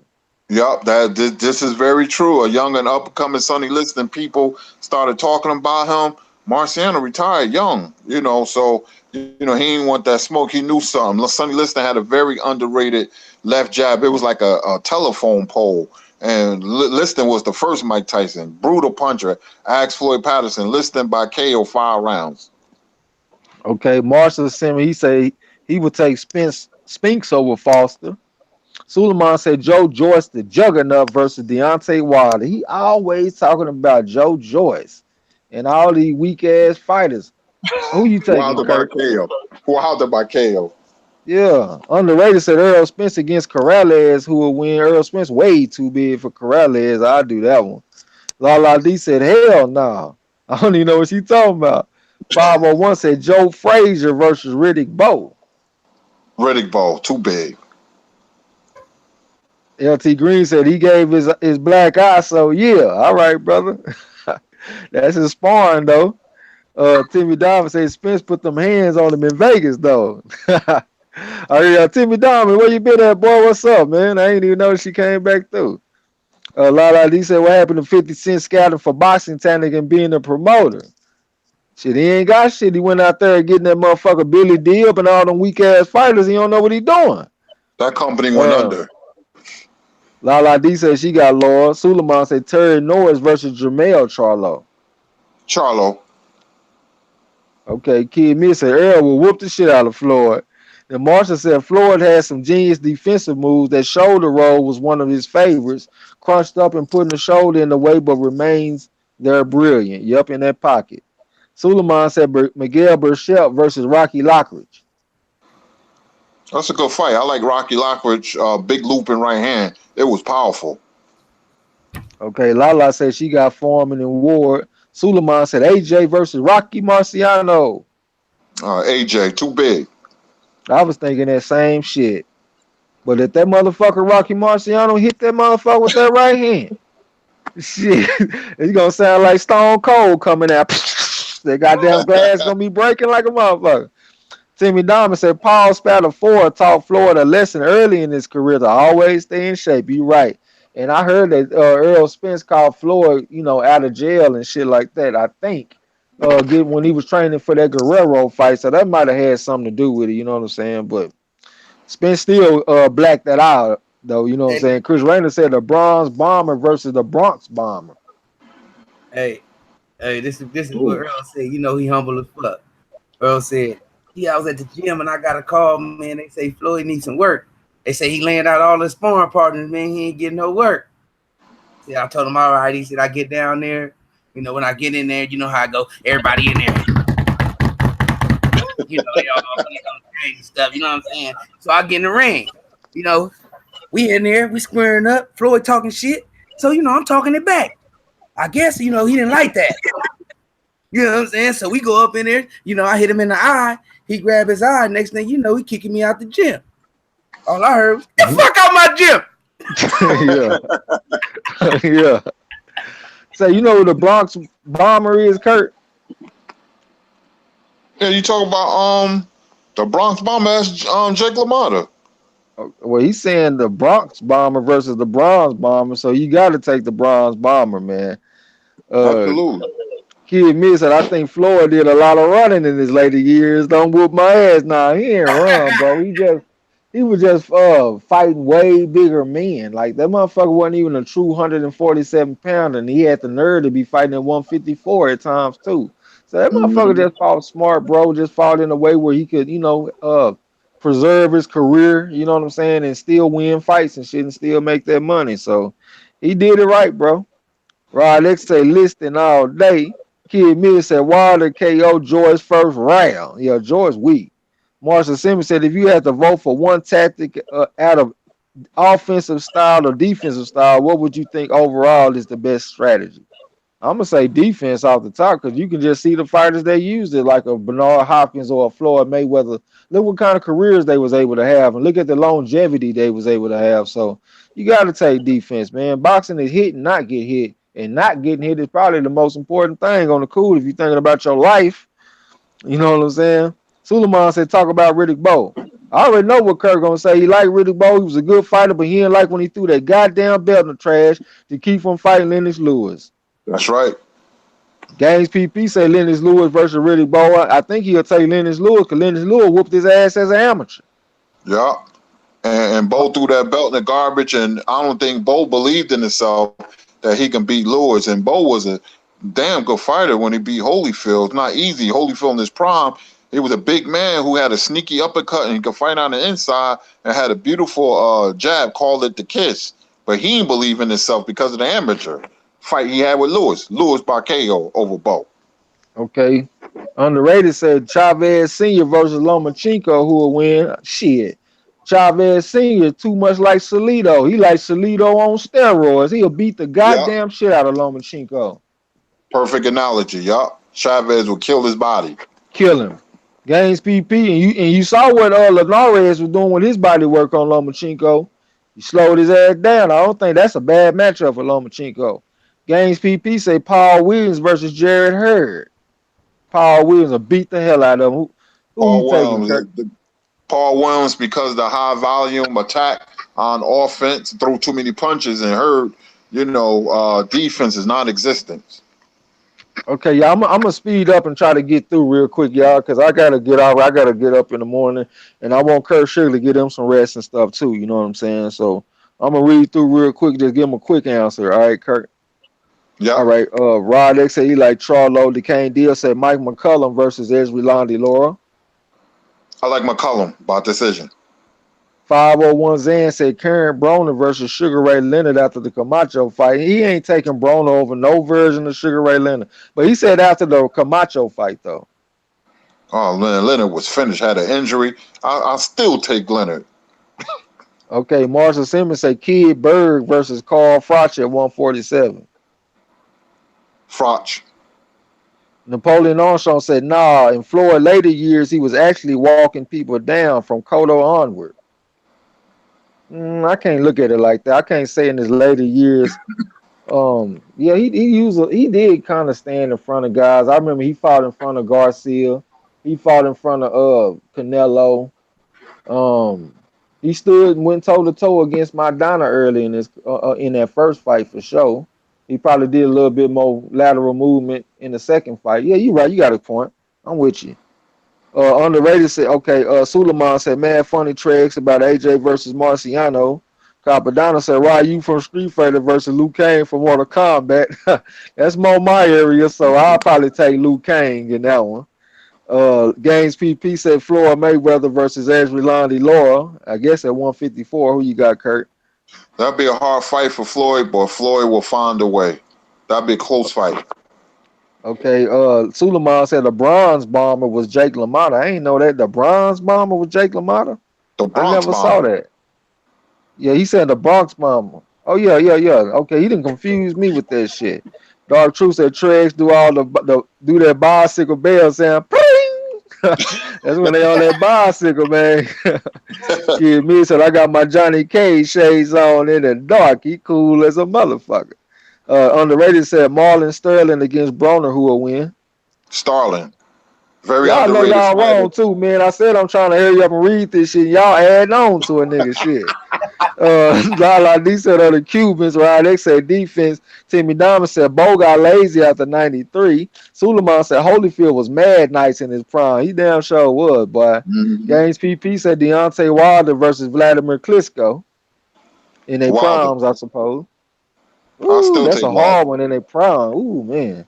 Kid Miss said Berto Wild Horse Cigs versus a pack of GPCC. That's what the whole call, Wild Horse.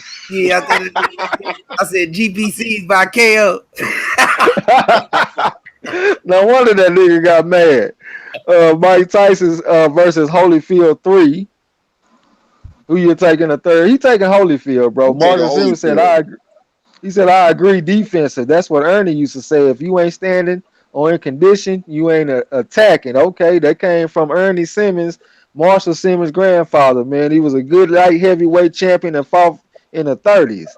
Right. Timmy Diamond said Lewis has Jerry curl juice flying out of Bo's head gear in 88. Lala D said Kurt Sugar, who used the Philly shell best of all in a shoulder roll, although I think I know the answer.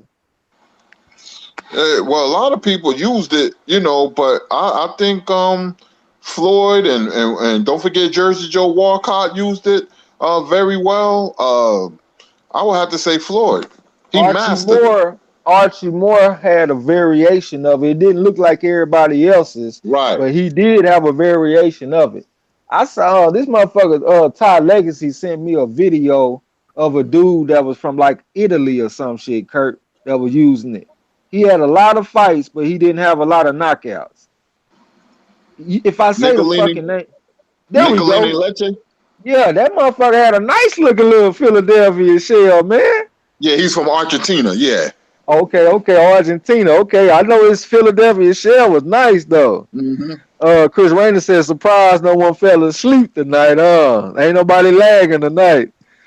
Suleiman said Kurt Sugar's mad nice in his commentary for sure. That's why he on the show. Thank you. Chris Rainer said Joe Louis versus Wilder. Wilder, man, too, but you know, Joe had problems with athleticism, and Wilder had that big right hand. Good night, Irene. And I love Joe He, Louis. he beat Joe Louis's ass. Games PP said Chris Bird versus Usyk. Oh, that's a good one. I'm taking Chris Bird though. Who you got, Kurt? I don't know. I might have to go with Usyk. Okay. Kid Mid say Trex, you trying to get butt naked in that cocoon. Hell yeah. Can't wait to go to bed. Underrated said Antonio Tarver versus B Hop who will win. Oh, B Hop already beat him, embarrassed him. B Hop all day. Napoleon Armstrong say worst chin in boxing. Worst chin. We're gonna have In to say boxing Amir history, Khan off the top. Well, I don't know if he's talking about history. in history, I'm gonna say a fighter by the name of Bob Satterfield. Right now, Amir Khan. P Money, what's up, boy? P Money What's back in the going down? He probably was here the whole time. P Money be working like a motherfucker, man. Shout out my man P Money. Xavier say Edwin Valero versus Vasil Lomachenko. Lomachenko. Okay, Pete Money say good show. Marshall Simmons say you relax, Trey. Salute your work, guys. Keep it going. I'm really tired. Big up, Kurt Sugar. We ain't gonna be too far behind you, bro. Appreciate you, friend. Good night. Dark Truth over there laughing at Berto motherfucking ass. Hell yeah, Berto got on our ass last night, man. Xavier said Ezralani Law versus Kid Gavilan. I like Gavilan. Mark Wonderly said, all right then, all y'all peace out. Y'all stay Peace. safe. Yeah, we good. Appreciate you, bro, for coming through, man. Peace out. Peace to you too, brother. Napoleon Armstrong say Khan, Maurice Blocker, Kirkland, and Gamboa. Oh yeah, that's a good list. 501 said, man, y'all stop adding on. Goddamn, y'all heard that, man. Suleiman said, where's Chi and David Price? LT Green said, Khan got them little ass hands. The King said, there's a female boxer named Zaludi Diaz who's 0-20, knocked out 19 times. That's got to be the Wow. worst chin in boxing history. Damn. And then Kid Mid say, salute everybody. I'm going to let y'all get some sleep. Yeah, Napoleon. Okay, Xavier say Eric Crummer has the worst chin. 0-31 and 31 losses by knockout. God damn. That's a new one. That's damn sure a new one, man. That dude named the Donut King.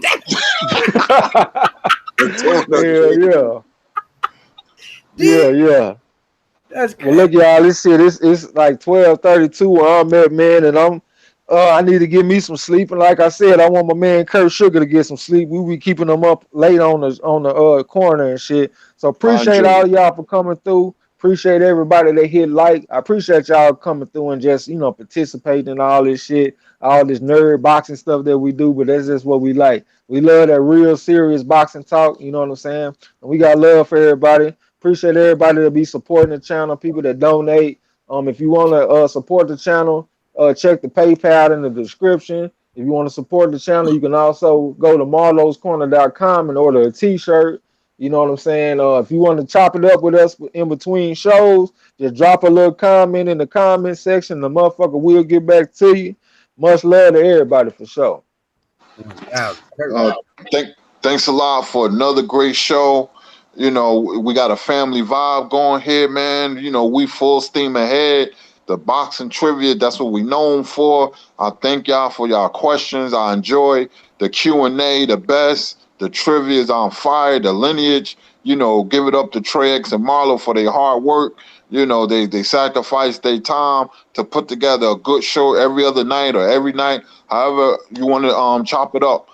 So thanks, chat, and peace to next time. For real.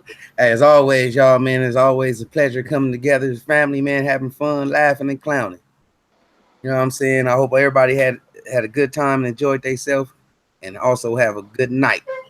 Don't forget to tell these haters and trolls, the fuck out my gym. Peace.